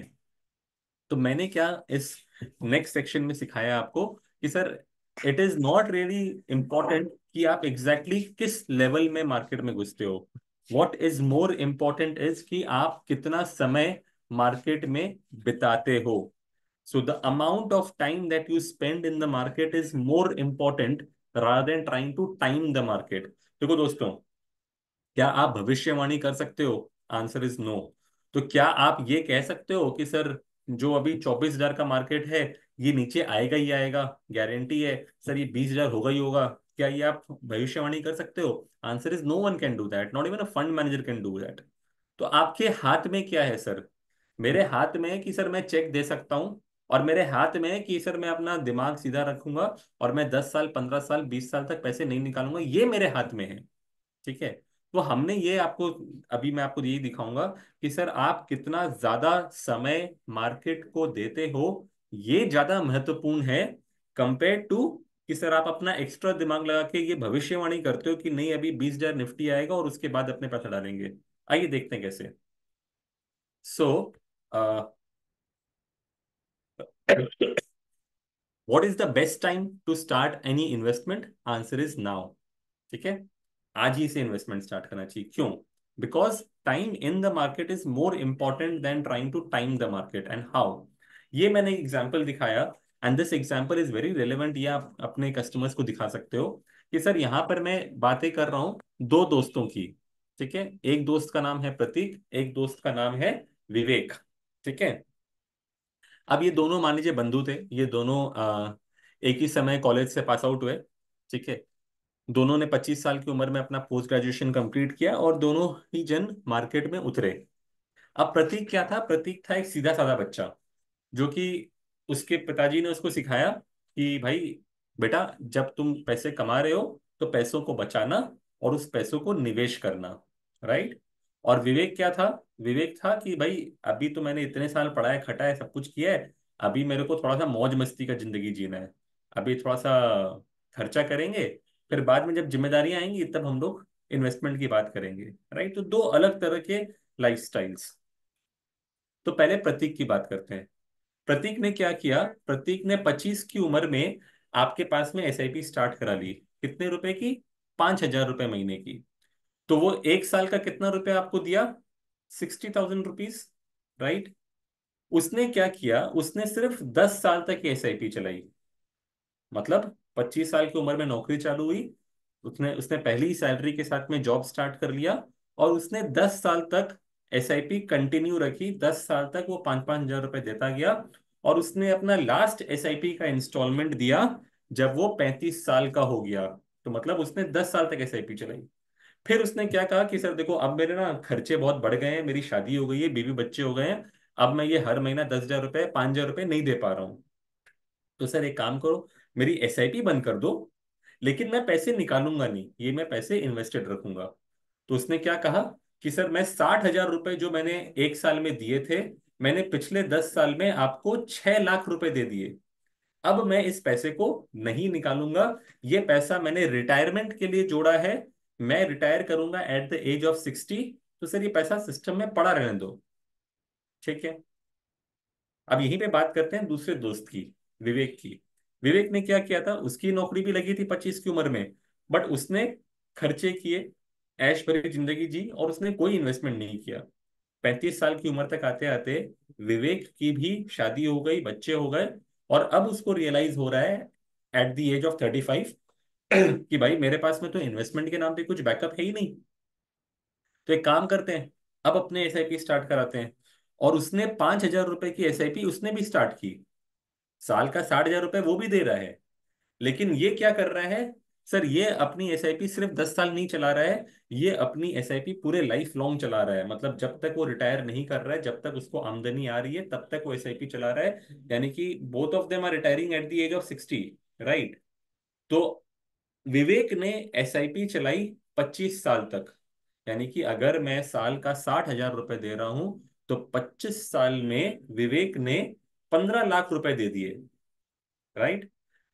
तो किसके जेब से ज्यादा पैसे निकले, प्रतीक के कि विवेक के? आंसर इज सर डेफिनेटली विवेक के जेब से ज्यादा पैसे निकले ना। प्रतीक ने तो खाली 10 साल के लिए एसआईपी चलाई थी और उसने खाली 6 लाख रुपए दिए थे। बट विवेक ने 25 साल तक एसआईपी चलाई, उसने 15 लाख रुपए दिए। अगर मैं ये नंबर अगर ढक के रखता और अगर आपसे पूछता कि बताओ किसके पास ज्यादा पैसे होने चाहिए लॉजिकली, तो आपका जवाब होता कि सर विवेक ने 2.5 गुना ज्यादा पैसे दिए हैं, उसने 25 साल तक एसआईपी चलाई है, तो सर हिसाब से तो विवेक के पास ज्यादा पैसे होने चाहिए। लेकिन दोस्तों क्या देखा जा रहा है कि अगर मार्केट ने 12% का अगर रिटर्न दिया, तो प्रतीक के पास में at the age of 60 fund बनता है 1.78 करोड़, और विवेक के पास में at the end of 60 years उसका बनता है 80 लाख रुपए। यानी कि एकदम क्लियर है कि प्रतीक इज द विनर। तो ऐसा क्यों हुआ दोस्तों? ऐसा इसलिए हुआ because Prateek has spent more time in the market. Prateek ने मार्केट में 35 साल दिए। 35 years is the amount of time he remained invested, where Vivek ने 25 साल दिए मार्केट को। तो इस डिफरेंस की वजह से ही रिटर्न्स अलग अलग हैं, राइट। सो आगे बढ़ते हैं। ये तो नेक्स्ट सेक्शन पे हम लोग घुस रहे हैं। सो आई होप आपको ये बात समझ में आई मेरी, कि it is not important that how we time the market, कि सर 25,000 की निफ्टी में घुसेंगे कि 24,000 की निफ्टी में घुसेंगे, that is not important. What is more important is that you need to remain in the market for the long term. मैं इसी बात को ना एक और इसमें स्लाइड इंसर्ट करता हूं और आपको मैं इस स्लाइड से समझाता हूँ, ठीक है। एंड ये बहुत प्रैक्टिकल बात मैं आप लोग को भी करूंगा, तो आप लोग मेरे को इस बात से समझना। सो ओके, मैं एक ब्लैंक स्लाइड खोलता हूँ, और मैं अभी लेट्स से मैं किसी इन्वेस्टर के घर पे गया और इन्वेस्टर से पूछा, कि इन्वेस्टर को कहा कि सर ये let's say SBI innovation fund का एनएफओ आ रहा है, सर आप इसमें मुझे चेक दे दो। ठीक है। मैं उससे लाख रुपए का चेक मांग रहा था। बट इन्वेस्टर ने क्या कहा, इन्वेस्टर ने कहा कि नहीं रे, अभी तो मार्केट बहुत ऊंचा है, मार्केट में अभी गिरावट आ सकती है, तो मैं अभी इन्वेस्टमेंट नहीं करूंगा, मार्केट को पहले नीचे आ जाने दो, उसके बाद में इन्वेस्टमेंट करूंगा। एंड आई एम श्योर आपके इन्वेस्टर्स ये बात बोलते हैं। अगर आपको लगता है कि सर, पहले मैं चैट बॉक्स में जानना चाहूंगा, कितने लोग ऐसा फेस करते हैं कि इन्वेस्टर ये बोल के घुमा देता है कि market is too high, market अभी 25,000 सेंसेक्स निफ्टी है, 80,000 सेंसेक्स है, अभी तो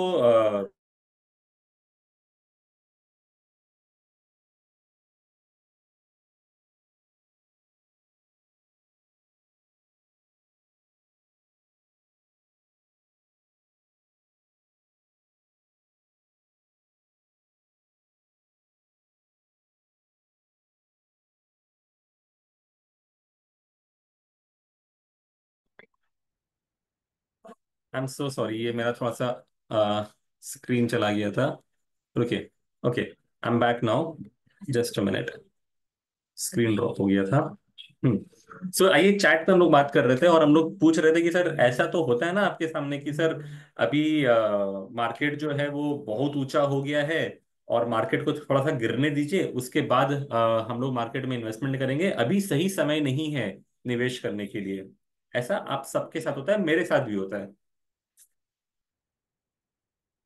तो ऐसे लोगों को हम कैसे टैकल करेंगे, मैं आपको इसी का एकदम शॉर्ट शॉर्ट आंसर देता हूं।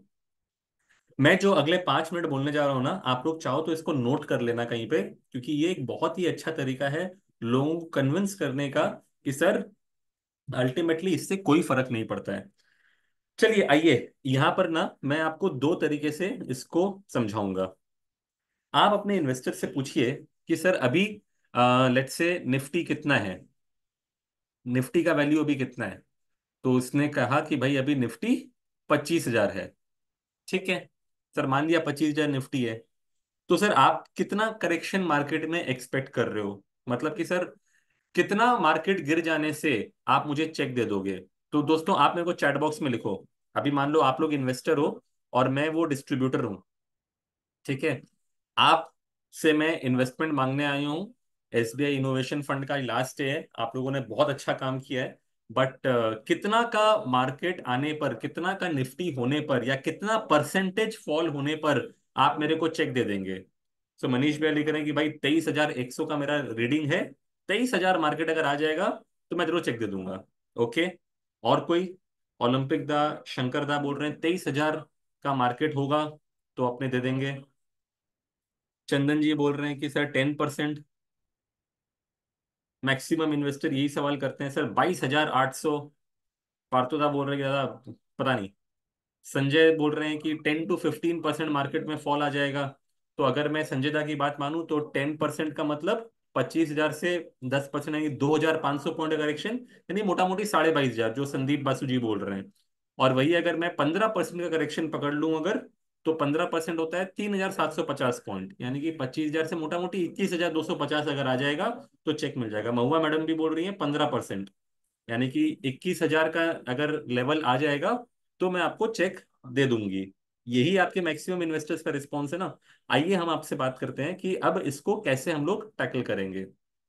ठीक है, तो देखो दोस्तों, आपने क्या कहा कि सर मार्केट में सॉरी, मार्केट में 15 से 20% का फॉल अगर आएगा, किसी ने 10 कहा, किसी ने 15 कहा, चलो मैं अपने मन से 20% जोड़ देता हूं। अगर इतना फॉल अगर आएगा तो मेरे को श्योर शॉट डेफिनेटली चेक मिल जाएगा। 10% का फॉल मतलब हो गया कि 22,500 निफ्टी हो जाना चाहिए। 15% का फॉल हो गया मतलब 21,325 पॉइंट का निफ्टी हो जाना चाहिए। और 20% मतलब वर्स्ट केस सिनेरियो 5,000 पॉइंट का निफ्टी में करेक्शन आ जाए तो आपका 20,000 निफ्टी में आप मेरे को चेक दे दोगे। Right, this is a 10% fall, this is a 15% fall, and this is a 20% fall. Right, मैं वर्स्ट केस सिनेरियो की बात करता हूं कि सर आप मेरे को 20,000 निफ्टी आने पर आप मेरे को चेक दोगे।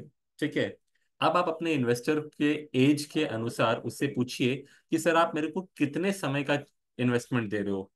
तो देखिएगा मैक्सिमम इन्वेस्टर आपको बोलेंगे कि भाई ये पैसा तो पड़ा रहेगा मेरा, ये मैं लंबे समय के लिए इन्वेस्टमेंट करना चाह रहा हूँ। ठीक है, अब सबका लंबे समय का डेफिनेशन अलग अलग हो सकता है। आप कोशिश करिए कि आप उसके रिटायरमेंट से इस पैसे को जोड़ने की कोशिश करिए। तो मान लीजिए कि वो इन्वेस्टर आपका हितेश है, हितेश जैन, और इसकी उम्र अभी कितनी है, इसकी उम्र अभी 38 ईयर्स है। ठीक है, ये रिटायर कब करेगा, ये रिटायर करेगा at the age of 60 years. तो मतलब अगर हितेश से आप चेक लेके आ रहे हो तो मोटा मोटी इसका टाइम कितना रहेगा इन्वेस्टमेंट करने का, 22 साल।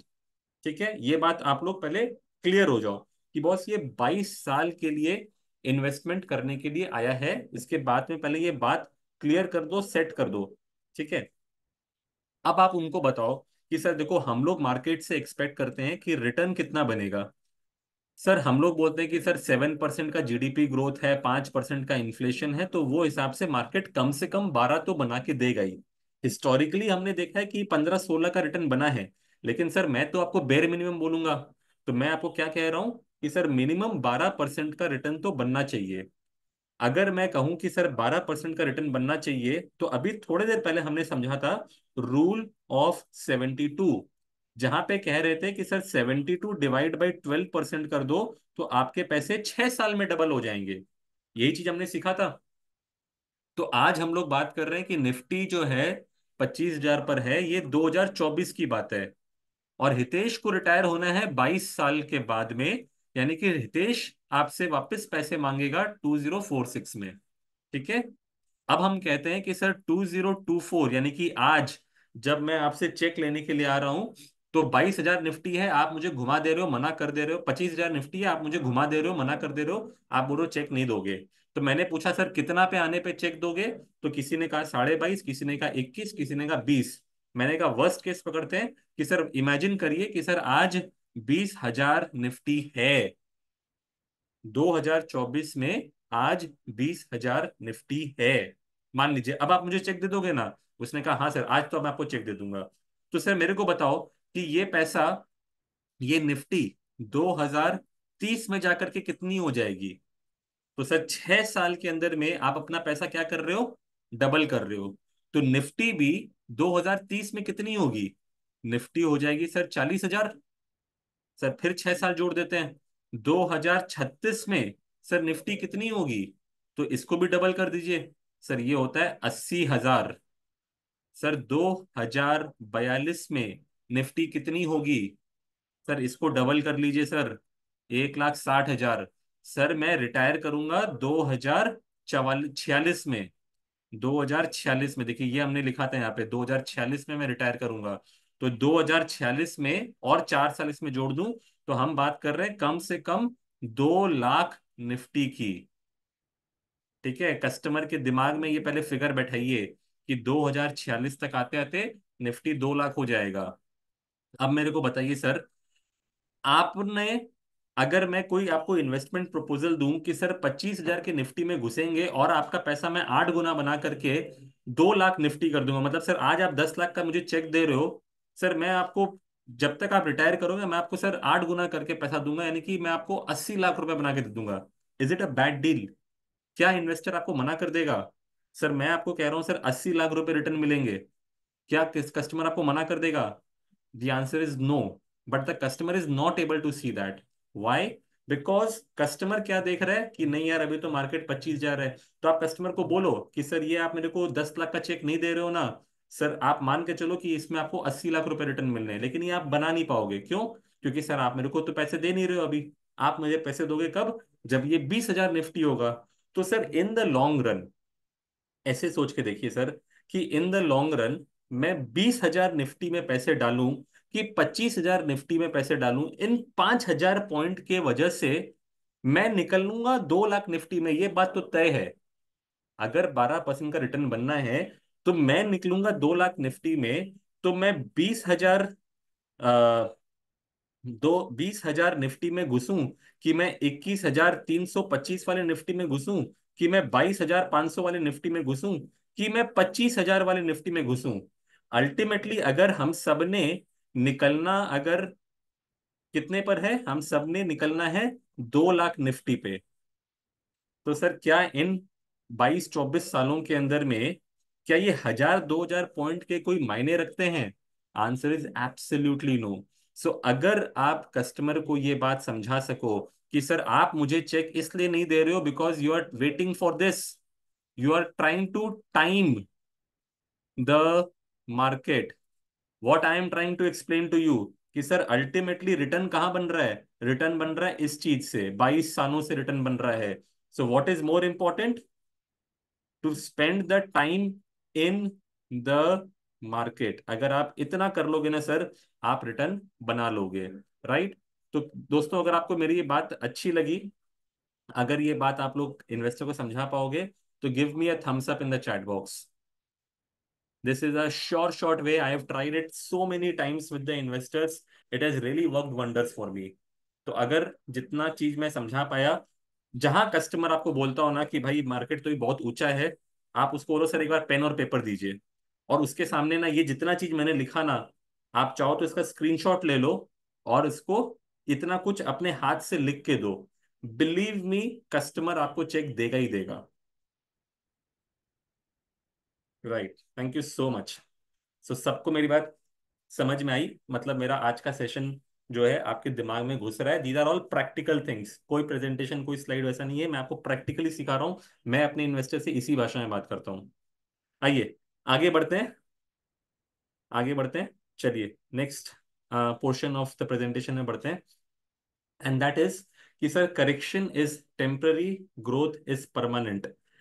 दोस्तों ये वाली स्लाइड जो मैं आपको दिखाने जा रहा हूं ना, ये स्लाइड अभी के मार्केट में नहीं जमेगी। ठीक है, अभी के मार्केट के लोगों को पता ही नहीं है कि बाजार में करेक्शन बोल के कोई चीज होता है। फॉर एग्जाम्पल जितने लोग यहाँ पर सुन रहे हैं, चैट बॉक्स में चलिए लिखिए, बात करते हैं अपने चैट बॉक्स में, मुझे बताइए कि आपने प्रैक्टिकली लास्ट करेक्शन कब देखा था। जितने लोग म्यूचुअल फंड में जुड़े हैं, क्योंकि यहाँ पर मेजोरिटी ऑफ द पीपल जो मेरे साथ में जुड़े हैं वो पिछले 2 3 4 5 सालों में जुड़े हैं। मेरे को बताइए सर कि आपने लास्ट मार्केट का बड़ा करेक्शन कब देखा था। तो शुभ्रनील दा और मुकेश शर्मा जी कह रहे हैं कि सर हम लोग मार्केट के पुराने लोग हैं, हमने 2008 का करेक्शन देखा है। पिंटू कर जी कह रहे हैं कि सर मैंने 2020 का कोरोना का करेक्शन देखा है। Okay, okay. बट जितने भी यहाँ पर नए लोग हैं, नई पीढ़ी के लोग हैं, इन द सेंस कि यहाँ पर जितने भी हमारे साथ लोग जुड़े हैं, क्योंकि देखो 2020 में ना, 2020 में फिनोमैटिक के पास में खाली 150 पार्टनर थे। आज 2024 में फिनोमैटिक के पास में कम से कम 800 पार्टनर्स हैं। तो इसका मतलब मैं ये बोल सकता हूं कि हाँ, सुनने में आपने सब सुना है कि कोविड में मार्केट फॉल हुआ था, लेकिन कितने लोगों ने उसको एक्सपीरियंस किया है, अपने क्लाइंट के पोर्टफोलियो में देखा है, अपने खुद के पोर्टफोलियो में देखा है। I believe not many of you have actually seen that happen in your own portfolio. जितने लोग 2020 के बाद से जुड़े हैं, उन्होंने मार्केट में करेक्शन बोल के कोई चीज देखी ही नहीं है। जितने मैक्सिमम रिटेल इन्वेस्टर्स लोग कोविड के बाद से इस मार्केट में आए हैं, उन्होंने अभी तक, अगर मैं 2020 के कोविड के क्रैश के बाद जब मार्केट राइज हुआ और अभी 2024 का जो मार्केट है, अगर इस पूरे 4 साल का अगर मैं समय देखूं, 2020 का मार्च, 2024 का अगस्त, अगर ये पूरे 4 साल 3 महीने की अगर मैं बात करूं, तो इस पूरे 4 साल 3 महीने के अंदर में मैक्सिमम जो मार्केट आज तक कभी फॉल हुआ है, वो हुआ है जब रशिया यूक्रेन का युद्ध चालू हुआ था और मार्केट 15% गिरा था। 18,600 का निफ्टी हुआ था। दैट वाज समवेयर अराउंड अक्टूबर 2021। अक्टूबर 2021 में 18,600 का निफ्टी हुआ था। वो कुछ गिर करके 15,000 का निफ्टी पे आया था। मतलब अराउंड 3 साढ़े 3 हजार पॉइंट का करेक्शन हुआ था। That is the worst correction that the recent people have seen. Most of you have not seen a 40%, 50%, 60% fall in the market. जो लोगों ने हर्षद मेहता के टाइम देखा था, लोगों ने 2008 के क्राइसिस में देखा था, लोगों ने 2020 के क्रैश में देखा था, most of you have not seen that. But still what I am trying to tell you is कि boss, history keeps on repeating itself. तो शायद अभी मैं आपको जो स्लाइड दिखा रहा हूं वो आपको अभी शायद नहीं भाएगी, क्योंकि अभी तो हर चीज अच्छा चल रहा है, अभी हर जगह रिटर्न बन रहे हैं। लेकिन ये मैं स्लाइड्स अपने पास हमेशा रखता हूं, क्योंकि मुझे पता है कि मार्केट में कभी ना कभी करेक्शन आता ही आता है। और जब ये करेक्शन आता है तो मैं घूम करके इसी स्लाइड की तरफ आता हूं। और ये स्लाइड में क्या दिखा रहा हूं, चलिए आइए स्लाइड की बात करते हैं। मैं इस स्लाइड के थ्रू दिखा रहा हूं कि बॉस, मार्केट में correction is temporary and growth is permanent. इसका आप जाप कर लीजिए। अगर आप रोज इसका जाप करेंगे, मैं इतना कह सकता हूं कि आप इस मार्केट में टिक पाएंगे। मार्केट में जब भी करेक्शन आता है, ये मान के चलिएगा कि वो कुछ समय के लिए आता है, टेम्पररी फेनोमेनन होता है। लॉन्ग टर्म में मार्केट में क्या सरवाइव करता है, लॉन्ग टर्म में मार्केट में ग्रोथ सरवाइव करता है। आइए पास्ट एग्जांपल्स देखते हैं। 2000, सन 2000 के अंदर में डॉट कॉम बबल बस्ट हुआ था। डॉट कॉम बबल बस्ट हुआ था और उस समय मार्केट 56% गिरा था 1.5 सालों के अंदर में। यही मार्केट अगले 2.5 साल के अंदर में 138% का ग्रोथ दिखा दिया। मतलब जितना फॉल किया था उससे ज्यादा वो रिकवर कर गया। So we understood for the first time कि look, correction is temporary, growth is permanent. आइए दूसरा एग्जांपल देखते हैं, 2008 का क्राइसिस। ये मैं बात कर रहा हूं 2008 अक्टूबर। मार्केट वर्स्ट सिनेरियो में पहुंच चुका था। मार्केट एक साल में 61% फॉल किया था, राइट। अगले 1.5 सालों के अंदर में मार्केट जितना खोया था वो सब कुछ रिकवर कर गया। The market recovered by 157% in just 1.5 years. What we again understand is that correction is temporary, growth is permanent. आइए देखते हैं 2020 का समय, जो कोविड क्रैश आप लोगों ने, जिन लोगों ने देखा है, मैं उनकी बात करता हूं। तो आई थिंक आप लोग सब भी ये बात जानते हैं कि 2020 में क्या हुआ था। जस्ट बिफोर कोविड, जब मैं जनवरी 2020 की बात करूं, तो उस समय हमारा मार्केट ऊपर में 12,400 बिक गया था। और वही मार्च 2020 का जो लोएस्ट पॉइंट आया था मार्केट का, मार्केट 7,400 पॉइंट पे आ गया था। मतलब मार्केट ने लगभग लगभग 5,000 पॉइंट का करेक्शन देखा था, which is roughly about 35% correction in the market. Right? This is what the market saw at that point of time. But sir market ये 7,400 से वापस से 12,400 पहुंचने में कितना समय लगाया? सर यहाँ पे स्लाइड में बता रहा है 8 महीने, क्योंकि ये पुरानी स्लाइड है। लेकिन सर आज आप देखो, ये 7,400 का मार्केट आज कहाँ पर है? आज ये मार्केट है 25,000 के ऊपर में, 24,000 पे, right. So what you are trying to understand is कि बॉस अगले 1.5 सालों के अंदर में मार्केट पूरा रिकवर कर गया था। मतलब फिर से 12,400 पॉइंट पे पहुंच चुका था निफ्टी।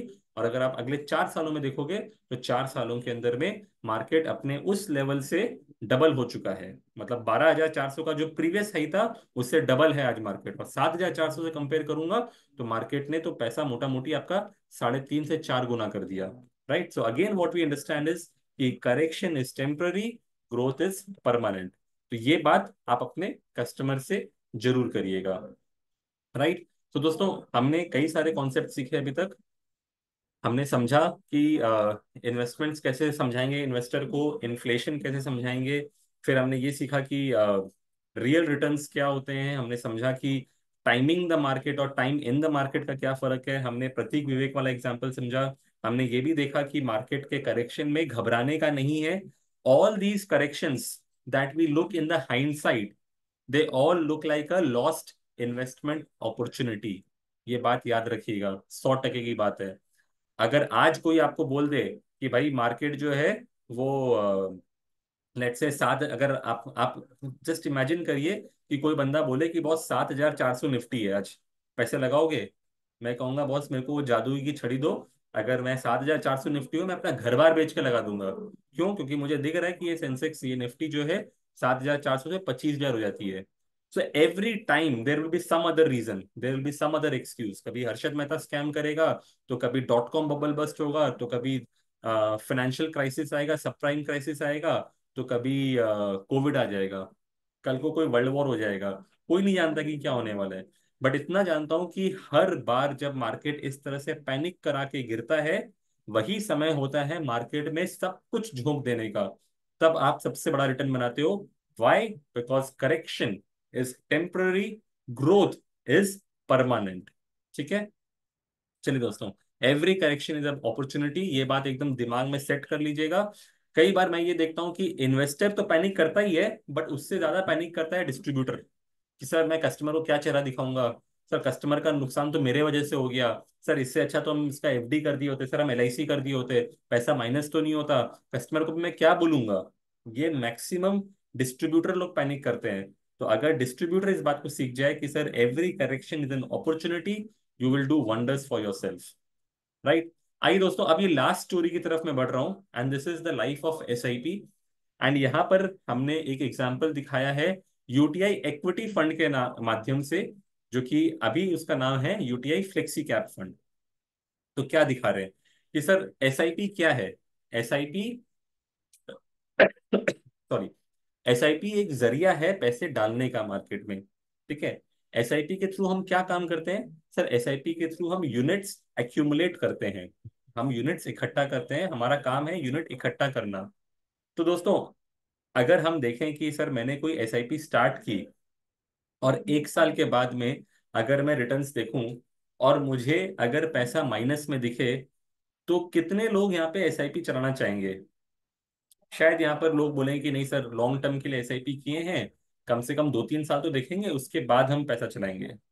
ठीक है, अगर मैं पूछूं कि सर 3 साल के बाद भी अगर आपका पैसा अगर माइनस हो, तो कितने लोग यहाँ पे एसआईपी कंटिन्यू करेंगे, कितने इन्वेस्टर्स अपनी एसआईपी कंटिन्यू करेंगे? तो answer is very difficult. So let us see the example of UTI equity fund which is UTI flexi cap fund, और ये लाइव नंबर्स हैं, right? So let's say somebody started an SIP in the year September 1999. उसने 10,000 रुपए की SIP start की UTI equity fund में, जो आज यूटीआई फ्लेक्सी कैप फंड है, राइट? और 1 साल में उसने 1,20,000 रुपए डाल दिए, और देखा कि ये 1999 से 2000 में क्या हुआ था, यहां पर हुआ था सन 2000 में, आपको याद होगा, डॉट कॉम बबल बस्ट. तो डॉट कॉम बबल बस्ट हुआ, तो आपका 1,20,000 का सेंसेक्स गिर के आ गया, आपका फंड वैल्यू गिर के आ गया 98,000 पे. सो आपने कितना लॉस खा रहे हो अभी आप? 22,000 रुपए का लॉस खा रहे हो. यानी कि आपका सीएजीआर रिटर्न जो है वो 36% माइनस है. लेकिन आपने पहले साल में कितना यूनिट उठा लिया? आपने पहले साल में 8,800 यूनिट्स उठा लिया. दोस्तों याद रखिएगा, मैं फिर से आपको याद दिलाता हूं कि मैं जो अभी अगले 5 स्लाइड में आपको दिखाने जा रहा हूं, मैं आपको ये समझाने जा रहा हूं कि एसआईपी के माध्यम से आप यूनिट इकट्ठा करने का काम करते हो. ठीक है, ओके. आगे बढ़ते हैं. दूसरा साल सन 2001, क्या देखा गया कि सर आपने अभी 2,40,000 रुपए डाल दिए, और अभी आपका फंड वैल्यू दिखा रहा है 1,76,000 रुपीज. यानी कि सर सोच के देखो, मैंने नया 1,20,000 और दिया, तो हिसाब से मेरा अगर फंड वैल्यू 98 था, तो ये बढ़ करके तकरीबन 2,18,000 हो जाना चाहिए था. लेकिन सर ये जो नया पैसा दिया ये भी लॉस में जा रहा है. अभी देख रहा हूँ कि सर मेरा कीमत जो है वो 1,76,000 पर है. मेरा रिटर्न आ रहा है -30%. कितने लोग एसआईपी कंटिन्यू करना चाहेंगे? Very difficult sir. कोई एसआईपी नहीं चलाना देगा कि 2 साल एसआईपी दे दी और पैसा माइनस, कोई नहीं चाहेगा. लेकिन मैंने क्या कहा? मैंने कहा कि आप ध्यान रखिए ये आखिरी वाले कॉलम पे कि आपने कितने यूनिट उठाए. और आप देख रहे हो कि आपने अब आपके पास में 20,000 यूनिट इकट्ठे हो गए हैं, राइट? तीसरे साल में आते हैं. तो तीसरे साल में मैं क्या देख रहा हूं कि सर ये क्या हुआ, तीसरे साल तक मैंने 3,60,000 दे दिया और अभी भी मेरा प्रिंसिपल माइनस है. मतलब अब तो मेरे अंदर में पेशेंस खत्म हो जाएगा ना. Panic will start to come in. And many investors, I will tell you, कि 3 साल पैसे देने के बाद भी अगर -8% का रिटर्न देखेगा, तो बोलेगा भैया इससे अच्छा एफडी कर दे, एटलीस्ट वहां +8% का रिटर्न मिलता है, राइट? लेकिन मैंने क्या कहा, who is the ultimate winner, वो लॉन्ग टर्म में समझ में आएगा. लेकिन आप लोग क्या ध्यान रखेंगे? आप लोग ध्यान रखेंगे इस चीज का, आखिरी कॉलम का. तो सर 3 साल खत्म होने के बाद में मैंने 34,000 यूनिट इकट्ठे कर दिए. एसआईपी के माध्यम से मेरा काम है यूनिट इकट्ठे करना. अब सर देखो चौथा साल आया, और अब मैं थोड़ी सी चैन की सांस ले रहा हूं. क्यों? क्योंकि सर मैंने देखा कि 4 साल खत्म होने के बाद में मेरा 480 जो जमा हुआ था, अब इसका कीमत हो गया है 5,64,000. अब मेरा पैसा प्लस में आ रहा है 7.75%. ठीक है, और अब मेरे पास में यूनिट इकट्ठे हो गए हैं 46,000. अगर मैं बिहेवियरल साइंस की बात करूं ना, तो मेरे हिसाब से मैक्सिमम लोग इस समय मार्केट से निकलते हैं. क्यों? यार ये पुराना पाप एक चल रहा था, ये बहुत ज्यादा तकलीफ दे रखा था, इतना लॉस में चल रहा था, फाइनली कुछ रिटर्न बन रहा है, ये मार्केट फिर गिर जाएगा, कोई भरोसा नहीं है इसका. अब मेरा पैसा प्लस में है, कम से कम अब निकाल देते हैं पैसा. मैक्सिमम लोग, बिलीव मी, पैसा अब निकालते हैं, क्योंकि कोई लॉस में बेचना नहीं चाहता है. तो चाहता है कि ठीक है अब मेरा पैसा पॉजिटिव में आ गया, एफडी का रिटर्न बन रहा है, चल खत्म करते हैं इस चीज को. लेकिन अगर आपने पैसा नहीं निकाला, तो सर 5वां साल में आकर के आप देख रहे हो कि देखो 6 लाख रुपए की कीमत 830 हो गया, और अब मेरे को सीएजीआर रिटर्न दिख रहा है 12.23%. 10वें साल तक आते आते आप क्या देख रहे हो कि 12 लाख रुपए का कीमत हो गया है 30 लाख रुपए, मतलब 2.5 गुना आप पैसा कर चुके हो. और अब आप रिटर्न बना रहे हो 16.6%. तो दोस्तों ये याद रखिएगा, हम लोग हमेशा ये एक बात कहते हैं कि स्कीम का रिटर्न और क्लाइंट का रिटर्न कभी बराबर नहीं होता है. स्कीम ने तो 16% का रिटर्न बना के दिया, लेकिन क्लाइंट इतना रिटर्न नहीं बना पाता है. क्यों? क्योंकि क्लाइंट पैनिक में आकर के बीच में ही निकल जाता है. ठीक है, और वही एसआईपी अगर 20 साल तक चली, सो ये स्लाइड थोड़ी सी पुरानी है, मैं बाद में आपको कभी अपडेटेड स्लाइड दिखाऊंगा. अगर किसी बंदे ने अगर 20 साल तक एसआईपी चलाई, तो 20 साल में उसने 24 लाख रुपए दिए और उसके 24 लाख रुपए की कीमत 1 करोड़ 45 लाख हो गए। सोच के देखो, पैसा उसने कम से कम 7 गुना कर लिया। उसका रिटर्न बना 14.72%। और आज के दिन जब मैं देख रहा हूं इसके पास में कितने यूनिट्स है, 91,000 यूनिट्स। ठीक है। नैव जो था वो 15 रुपए से बढ़ करके 160 रुपए हो गया। तो दोस्तों इसमें एक बात अगर आप ध्यान दो, जो सबसे मार्क करने वाली बात है, मैंने आपको शुरुआत में क्या कहा था कि सर एसआईपी के माध्यम से हम यूनिट इकट्ठा करने का काम करते हैं। तो आप देखो, 20 साल की कड़ी मेहनत के बाद में मैंने टोटल कितना यूनिट इकट्ठा किया था, 91,076 यूनिट, जो मैंने यहां लिखा। 20 साल लगे मेरे को इतने यूनिट इकट्ठा करने के लिए। लेकिन मैंने जितना यूनिट उठाना था ना, मैंने उसका 50% यूनिट जो है पहले 4 साल में ही उठा लिया था। 50% unit came in the first 4 years. तो दोस्तों इसका मतलब ये हुआ कि अगर शुरुआती दौर में अगर आपको एसआईपी में नेगेटिव रिटर्न्स मिल रहे हैं, तो कोई टेंशन की बात नहीं है, कोई पैनिक की बात नहीं है। अच्छा ये है कि मार्केट अगर खराब अगर रिटर्न दे रहा है, इसका मतलब वो मैक्सिमम रिटर्न आपको, मैक्सिमम यूनिट आपको इकट्ठा करने दे रहा है। And ultimately in the long run when patience plays out and when the market ultimately gives you a good return, then all those investors जिनका शुरुआती रिटर्न सबसे खराब था ना, देखा जाता है कि वही सबसे अच्छा रिटर्न बना पाते हैं, क्योंकि उन्होंने सबसे ज्यादा यूनिट एक्यूमुलेट किए। तो मतलब 20 साल में आपने जितना यूनिट उठाया, उसका 50% यूनिट आपने पहले 4 साल में ही उठा दिया था। And that is what the life of SIP is all about. तो कभी भी अगर आप 1 साल 2 साल या 3 साल के बाद में एसआईपी चलाने के बाद में अगर खराब रिटर्न देखते हैं, तो अपने आप को भाग्यशाली मानिएगा। बिलीव मी, सुन के बड़ा अजीब लग रहा होगा कि सर रिटर्न खराब आ रहा है और मैं अपने आप को भाग्यशाली बोलूं। बट बिलीव मी, अगर आपके पास में 10 15 20 साल इन्वेस्टेड रहने का अगर ताकत है, अगर आपके गोल्स उतने दूर हैं, तो अगर पहला 2 3 4 साल में अगर आपके रिटर्न्स नेगेटिव दिख रहे हो ना, तो भी आप अपने एसआईपी को कंटिन्यू करिए, कि वही आदमी एक्चुअल में सबसे बड़ा रिटर्न बनाता है। राइट। कुछ इन्वेस्टमेंट टेम्पलेट्स की बात करें, एसडब्ल्यूपी को लेकर के आप सब जानते हो। This is one famous example that we give from DSP equity in bond fund, कि किसी बंदे ने अगर 20 लाख रुपया निवेश किया होता और 7.2% के हिसाब से अगर वो 1,44,000 रुपए निकालता साल का, यानी कि महीने का डिवाइड बाई 12 कर दे, 12,000 रुपए निकालता, तो सर उसका रिटर्न उसने 1999 से लेकर के अभी तक में उसने रिटर्न बनाया है कुछ 14% का। उसने टोटल विड्रॉल किया है 32 लाख रुपए का। उसका आज का कीमत पोर्टफोलियो का ये फिगर दिखा रहा है 2.4 crore. This was as on March 2023। अगर मैं आज की बात करूं, तो this figure is close to about 3 crore rupees. 3 crore के आसपास का ये फिगर है। तो मतलब 20 लाख रुपए आपने दिए, आप 7.2%, आई एम नॉट शोइंग फ्रॉम 6%, अगर 7.2% के हिसाब से भी अगर आप विड्रॉल कर रहे हो, which is a fairly competitive rate, right. तो देखा गया कि सर 25 साल इन्वेस्टेड रहने के बाद आप अपने पैसे को 15 गुना बना ले रहे हो। आपका 20 लाख रुपया 3 करोड़ रुपया बन जा रहा है। तो वैसे ही आप इन्वेस्टर को एसआईपी प्लस एसडब्ल्यूपी का आप दिखाइए। आई एम श्योर आप लोगों ने फ्रीडम एसआईपी देखा है। आईसीआईसीआई का फ्रीडम एसआईपी क्या बोलता है कि बॉस आप मेरे को एसआईपी दीजिए, एंड अगर आप 8 साल तक एसआईपी देंगे तो मैं आपको वन टाइम पैसे दूंगा। आप अगर मुझे 10 साल एसआईपी देंगे तो मैं आपको 1.5 टाइम्स का रिटर्न दूंगा। अगर आप 12 साल एसआईपी देंगे तो मैं आपको 2 टाइम्स रिटर्न दूंगा। और अगर आप 15 साल की एसआईपी करेंगे तो मैं आपको 3 टाइम्स रिटर्न दूंगा। ये तो बोलता है ना। मतलब हितेश, तुम एक काम करो, आईसीआईसीआई के कोई भी इक्विटी फंड में मान लो 10,000 रुपए की एसआईपी स्टार्ट करो। 15 साल तक तुमने पैसा देना है, और 15 साल के बाद में तुम अपनी एसआईपी बंद कर लेना।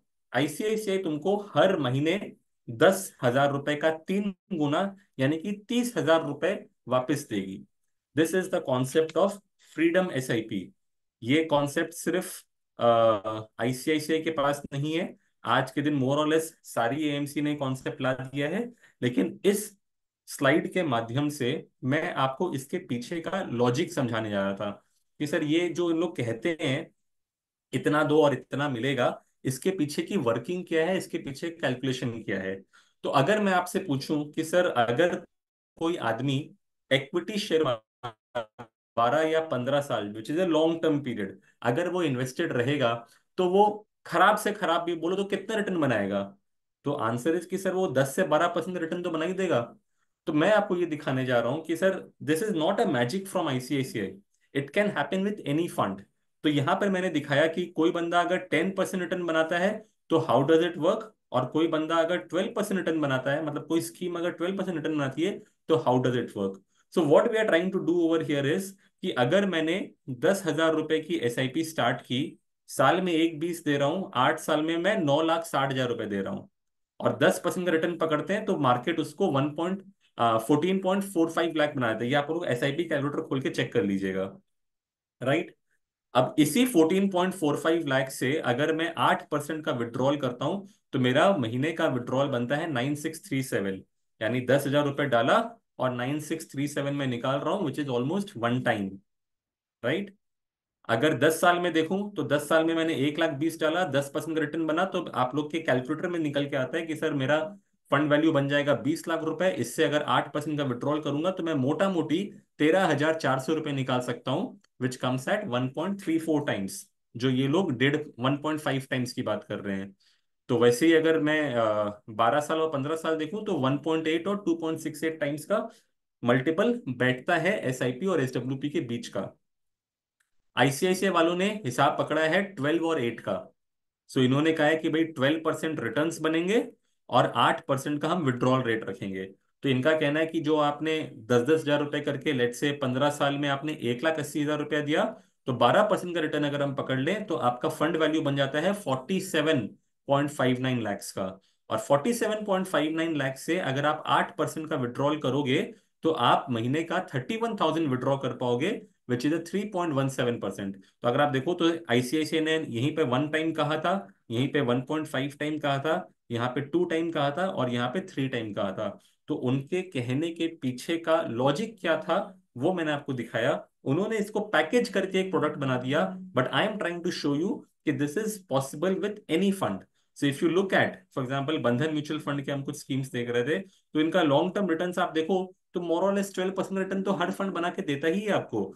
तो 10 से 12% का अगर ये रिटर्न बैठ जाएगा, तो ये जो गणित हम कह रहे हैं ये आपकी प्रॉपर बैठ जाएगी, राइट। तो दोस्तों आज का क्लास में मैं इतना ही कहूंगा आप लोगों को।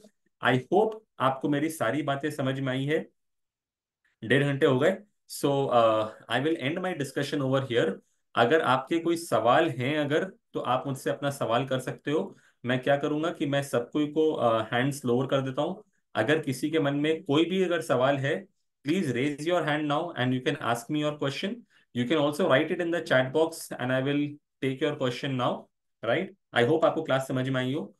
एक अनाउंसमेंट कर देता हूँ कि 17 अगस्त को हमारा एनआईएसएम बैच चालू हो रहा है। ये इस बार ऑनलाइन बैच है। तो जितने लड़के ऐसे हैं जिनका अगर अभी तक एनआईएसएम की पढ़ाई नहीं हुई है, जिन्होंने अभी तक ट्रेनिंग नहीं ली है, वो काइंडली हर्षिका या देवलीना को कांटेक्ट कर लें, और they they enroll themselves for this NISM batch that we will be starting from 17 August. तो आइए एक एक करके सवाल लेते हैं। एंड पहले संदीप जी ने हैंड रेस कर रखा है, तो संदीप जी आप अपना सवाल अनम्यूट करके बताइए। मेरा प्रश्न ये है कि अ, अभी तक जो आपने बताया ये बहुत ही अच्छा था और इस तरह के सेशन की जरूरत रहती है। जैसे कई बार क्या होता है कि जो चीज हम लोग मिस कर रहे हैं उसको हम अपने उसमें ले लेते हैं मेमोरी में और उसको यूज कर पाते हैं। मेरा प्रश्न ये है कि जो यूनिट लिंक पॉलिसीज हैं उसमें भी वहां पर रिटर्न की बातें दिखाई जाती हैं की जाती हैं, और वहां अगर उसको कंपेयर करते हुए अपने आप को यहाँ शो करना हो, क्योंकि वहां अगर मान लीजिए किसी ने ऑलरेडी पुराना कर रखा है और उसका रिटर्न ऑलरेडी बैठ चुका है, तो उसके बाद वो कोई बात कर रहा है तो उसको कैसे तोड़ सकते हैं। देखिए संदीप सर, मैं हमेशा कहूंगा कि यूनिट लिंक्ड पॉलिसीज भी अल्टीमेटली मार्केट ड्रिवन है, और म्यूचुअल फंड भी जो है वो मार्केट ड्रिवन है। तो हम लोगों को हमेशा लाइक टू लाइक कंपेयर करना चाहिए। अब क्या है कि अगर मान लो इन्वेस्टर क्या दिखाता है, इन्वेस्टर को तो किसी एजेंट ने जाके समझाया है, तो उसने दिखाया कि सर मैंने ना ये आईसीआईसीआई के फलाना यूलिप में अगर पैसे लगाए होते, तो सर देखो आज मेरा इतना रिटर्न बनता। ठीक है। तो अपना पहला काम ये होना चाहिए कि जैसे हम लोग जानते हैं कि म्यूचुअल फंड में भी हर रकम के स्कीम्स होते हैं, large cap mid cap small cap जैसे होता है, वैसे ही यूलिप्स में भी अलग अलग रकम के स्कीम्स होते हैं, large cap mid cap small cap वहां भी होता है। तो आप पहले चेक करिएगा कि जो इन्वेस्टर को जो प्रपोजल दिखाया गया है उसमें उन्होंने जो भी रिटर्न पकड़ा है वो कौन से कैप का रिटर्न पकड़ा है। तो अगर आप देखेंगे कि वो दिखा रहा है कि भैया अगर स्मॉल कैप में रिटर्न अगर पैसे डाले होते तो उसका वहां पे 17% का रिटर्न बन रहा था लेट से। तो आप अपने यहाँ का निकाल लो कि सर अगर हमारे यहाँ अगर आपने स्मॉल कैप में दिया होता तो पिछले 10-15 सालों में हमने क्या रिटर्न बना के दिया होता। सो मेरा ये कहना है कि रिटर्न के मामले में हम कंपेयर करें और कहें कि नहीं मेरा अच्छा है या तुम्हारा अच्छा है, it is a illogical discussion, क्योंकि आगे वो अच्छा हो सकता है, आगे हम अच्छे हो सकते हैं। हम लोगों को आइडियली डिस्कशन क्या चीज पे करनी चाहिए, हम लोग को आइडियली बोलना चाहिए कि सर देखो, अगर आप सोच रहे हो कि आप साल का 2 लाख 5 लाख रुपया दोगे, अगले 10 साल के अंदर में आप बात कर रहे हो कि आप कम से कम 25-30 लाख रुपए देने वाले हो, जो कि आइडियली आगे चल करके कम से कम 1-2 करोड़ रुपए बन जाएंगे। तो सर क्या मैं अपना 1-2 करोड़ रुपया एक आदमी के हाथ में दे दूं, एक फंड मैनेजर एक फंड हाउस को दे दूं? क्या ऐसा संदीप जी आप खुद अपने पैसे से करना चाहोगे? Answer is absolutely no. Why? Because you know that the fund house which is doing well today might do bad in the coming times. हमने सबने देखा कि एक समय में लेट से HDFC बहुत खराब था तो आज HDFC बहुत अच्छा हो गया। एक समय में निपॉन बहुत खराब था, आज निपॉन बहुत अच्छा हो गया। एक समय में एक्सिस और मिराई बहुत अच्छा हुआ करते थे, बीच में वो खराब हो गए थे। सो कहने का मतलब क्या है कि कौन अच्छा रहेगा कौन खराब रहेगा हम नहीं जानते, बट हम इतना जानते हैं कि हम अपना सारा पैसा किसी एक फंड मैनेजर के हाथ में नहीं छोड़ सकते। इसीलिए मैं हमेशा आर्ग्यू करता हूं कि sir instead of giving your money to one ULIP, I would rather be happy in putting your money into 5 different mutual fund schemes across different categories. At the same time अगर आपको logical comparison करनी है तो आप comparison करिए expense ratios की। तो आप उनसे पता करिए कि सर आप जिस यूलिप में पैसे लगा रहे हो वहां पे फंड मैनेजमेंट चार्जेस कितने हैं, तो वहाँ पॉलिसी एलोकेशन, सरेंडर चार्ज, ये चार्ज वो चार्ज के नाम पे अलग अलग तरीके से टोटल कितने आपके चार्जेस हैं। मैं इतना जरूर जानता हूँ कि यूलिप के चार्जेस पहले के मुकाबले आज के दिन काफी कम हो गए हैं। But when I were to compare it with mutual fund, I can very clearly show that in the mutual fund the expense ratio of most of the schemes that we are showing today is around 1.5 to 1.8%। तो उस मुकाबले में अगर देखेंगे तो sir दोनों के expenses आपको सिमिलर देखने को मिलेंगे। लेकिन मेरा सिर्फ इतना कहना होगा कि सर मैं अपना इतना बड़ा पैसा एक आदमी के हाथ में देने की गलती कभी नहीं करूंगा। सो this is how I will tackle. बाकी अपने स्कीम स्पेसिफिक डिस्कशन कर सकते हैं कि हम लोग समझ सकते हैं कि सर आपका वाला स्कीम कहाँ नहीं, इन्वेस्ट कर रहा था। मेरा प्रश्न ये था, सर आपने जो बताया है वो बहुत अच्छा है, मैं समझ पा रहा हूँ कि आपने जो बताया है। मेरा प्रश्न ये था कि ऑलरेडी अगर किसी का रनिंग हो तो Okay. उसको अगर तोड़ना हो तो किस तरह से, तो वो आपने बता दिया कि सिर्फ एक आदमी के पास में इतना पैसा क्यों छोड़ा जाए। तो संदीप जी ऐसे केस में ना आपको क्या करना होगा कि आपको इन्वेस्टर से समझना होगा कि सर आपने किस किस समय में कितना कितना रुपया दिया था, ठीक है, और आज के दिन आपका फंड वैल्यू कितना दिखा रहा है। तो अगर आप उस पूरे चीज को एक्सेल में प्लॉट करोगे ना तो आपको निकल के आ जाएगा कि उसका आईआरआर रिटर्न कितना बैठा है। तो अगर आपको लगता है कि उसका आईआरआर रिटर्न जो है वो सेटिस्फैक्टरी नहीं था, तो आप वो चीज को दिखा करके तोड़ दो कि सर भाई 5 साल से सर आप यूलिप को पैसा दे रहे हो, आपने इतने रुपए दिए हैं, आज इतना फंड वैल्यू दिखा रहा है, तो सर आपका आईआरआर रिटर्न बैठा खाली 12% का। वहीं पे सर आप हमारे यहाँ कोई भी म्यूचुअल फंड उठा के देख लो, खराब से खराब आपको 5 साल का रिटर्न 15 दिखेगा, ऊपर में आपको 24 भी दिख जाएगा। तो उस बेसिस पे आप उसको ब्रेक कर सकते हो। बिल्कुल। राइट। ठीक है, ये क्लियर हुआ। Thank you. ओके। सो संदीप जी का क्वेश्चन हुआ, अब इसके बाद में सुजय जी आपने हैंड रेस कर रखा है तो आई विल अनम्यूट यू। आप अपना सवाल कर लीजिए। सुजय दा आपका कोई सवाल है तो आप अपने आपको अनम्यूट करके अपना सवाल कर लीजिए। Good evening. हाँ गुड इवनिंग दादा। Good evening sir. हाँ good evening. Good evening sir. हाँ हाँ दादा आपकी हाँ आवाज आ रही है, बोलिए। सर, मेरा आवाज आ रहा है अभी? Yes. am I audible? Yes yes. am I audible? हाँ, मेरा एक सवाल pertains to the lumpsum investment. ये जो अभी फिलहाल करंट बजट में एलटीसीजी आया है जिसमें इंडेक्सेशन का एबोलिश हो गया है। तो मेरा एक क्लाइंट मेरे को पूछा है, तो what will be the effect of lump sum amount, वो रियल रिटर्न में कुछ फर्क पड़ेगा क्या? आप अगर काइंडली इसको थोड़ा एक्सप्लेन करते हैं। ओके। तो सुजयदा आप पहले टैक्सेशन के मैं कुछ बातें क्लियर कर देता हूँ कि इस बजट में हुआ क्या है और अल्टीमेटली हमारे म्यूचुअल फंड की दुनिया में कोई फर्क आया है क्या। तो हमारे म्यूचुअल फंड की दुनिया में ना चीजें अच्छी हो गई हैं। ये जितनी बात हो रही है ना इंडेक्सेशन की, इंडेक्सेशन हटा दिया और वो रियल एस्टेट में बड़ा मार पड़ गया, अब तो खैर गवर्नमेंट ने उसको भी विड्रॉ कर दिया तो बोल के अब तो पहले से अच्छा ही हो गया। लेकिन अगर मैं म्यूचुअल फंड की बात करूं तो म्यूचुअल फंड के अंदर में उन्होंने क्या किया, उन्होंने कहा कि भैया long term capital gain tax जो आप पहले 10% देते थे, ये आपको 12.5 देना होगा। ठीक है। फिर उन्होंने क्या कहा कि भाई मैं आपको जो प्रॉफिट छोड़ देता था, जो मैं आपको टैक्स नहीं लगाता था, तो मैंने आपको एग्जेम्पशन लिमिट दिया था 1 लाख रुपए का, मैं अब आपको उसका एग्जेम्पशन लिमिट दूंगा 1,25,000 रुपए का। तो ये दूसरा फायदा हुआ। फिर वो कहते हैं कि भाई अगर आप कोई शॉर्ट टर्म, अगर आप कोई कैपिटल गेन करते हो, मतलब आपने अभी म्यूचुअल फंड में डाला और 8 महीने बाद पैसे निकाल दिया, तो पहले आपको उस पर टैक्स लगता था 15% का, अब आपको टैक्स लगेगा 20% का। डेट म्यूचुअल फंड में कोई चेंज नहीं है। डेट म्यूचुअल फंड में पहले भी आपको as per your tax slab आपको टैक्स भरना पड़ता था, और आज भी वैसे ही भरना पड़ता है, मतलब it is the same as your FD का जो टैक्सेबिलिटी है, it is the same. Right. तीसरा चीज जो हमारे इंडस्ट्री के लिए अच्छा हो गया, that is one category which was neither equity taxation not debt taxation. मतलब देर वॉज अ कैटेगरी जो कि कुछ कुछ मल्टी एसेट फंड्स उसमें फॉल करते थे। लाइक फॉर एग्जांपल आपका वाइट ओक मल्टी एसेट हुआ, या लेट्स से आपका I think DSP multi asset में ये था। So HDFC multi asset fund, ये 2-3 मल्टी एसेट्स के साथ में क्या था कि इन लोग अपना इक्विटी पोर्शन अराउंड 40-45 रखते थे, और वो आपको डेट टैक्सेशन देते थे। तो गवर्नमेंट ने क्या किया, गवर्नमेंट ने कहा कि भैया ऐसे लोग जो कि बीच के कैटेगरी के लोग हैं, उनको हम 2 साल के बाद 12.5% लगाने का प्रोविजन कर दे रहे हैं।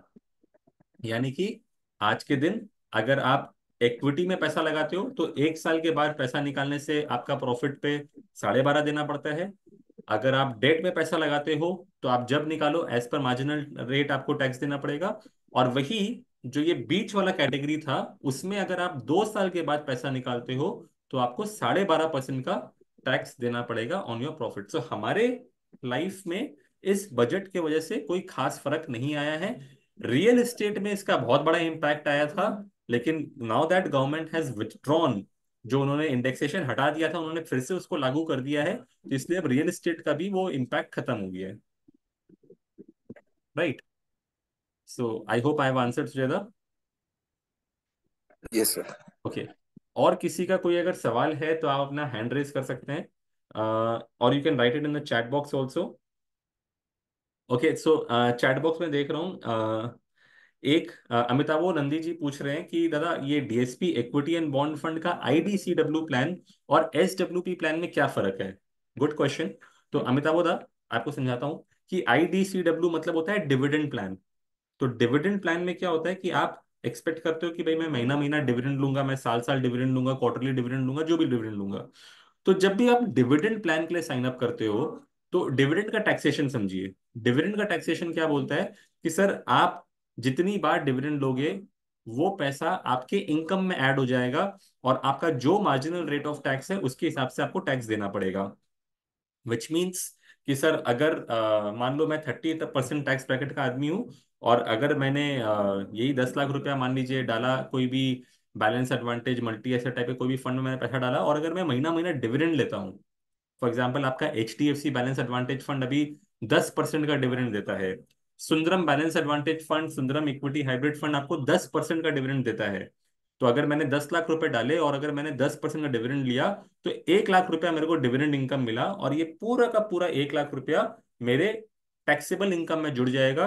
मेरा टैक्स रेट 30%, तो मुझे पूरे 1 लाख पे 30% यानी कि 30,000 रुपए टैक्स देने होंगे। राइट। अभी यही पैसा अगर मैं SWP के माध्यम से लेता हूं, तो मैं क्या कर रहा हूं कि मैं जो 1 लाख रुपए ले रहा हूं, this is nothing but sale value. Right. तो हम म्यूचुअल फंड में जो टैक्स देते हैं, क्या हम अपने सेल वैल्यू पर टैक्स देते हैं? Answer is no. सर हम टैक्स देते हैं प्रॉफिट के फिगर पर। तो अगर मैंने SWP के नाम पर अगर 1 लाख रुपए लिए हैं, 1 लाख रुपए का माल बेचा है, तो मैंने खरीदा कितने में था? तो देखा जाएगा कि सर अगर मान लो मेरे को 10% रिटर्न आया है, तो मैंने खरीदा था 90,000 रुपए में। तो 90 में खरीद के अगर मैंने 1 लाख पे निकाला, तो मैंने अब मेरा प्रॉफिट हुआ सिर्फ 10,000 रुपए का। तो 10,000 रुपए पे क्या टैक्स लगेगा सर? सर 12.5% टैक्स लगता अगर मैं LTCG में होता, और उसमें भी पहला 1.25 लाख पे कोई टैक्स नहीं है, तो अल्टीमेटली घूम फिर के कोई टैक्स नहीं लगेगा मेरे को। राइट। तो इसलिए हम कहते हैं कि SWP is much much better. In fact all those years जब आप एक्चुअल में लॉस करोगे मार्केट में, तो क्या देखा जाता है कि सर आपने मानो 10 लाख रुपए डाले और आप 1 लाख रुपए अगर आपने डिविडेंड ले लिया, तो क्या होता है कि सर आपका फंड वैल्यू गिर के 11 लाख आ जाता है, राइट। आई मीन टू से लेट्स से 10 लाख रुपए डाले थे, 1 लाख रुपए आपने निकाले तो आपका फंड वैल्यू गिर के 9 लाख रुपए आ जाता है। अज्यूमिंग कि मार्केट ने कोई रिटर्न नहीं दिया तो आपका फंड वैल्यू 9 लाख दिखेगा। अज्यूमिंग मार्केट ने -10% का रिटर्न दिया तो आपका ये फिगर जो है आपको दिखेगा 8,10,000 रुपए।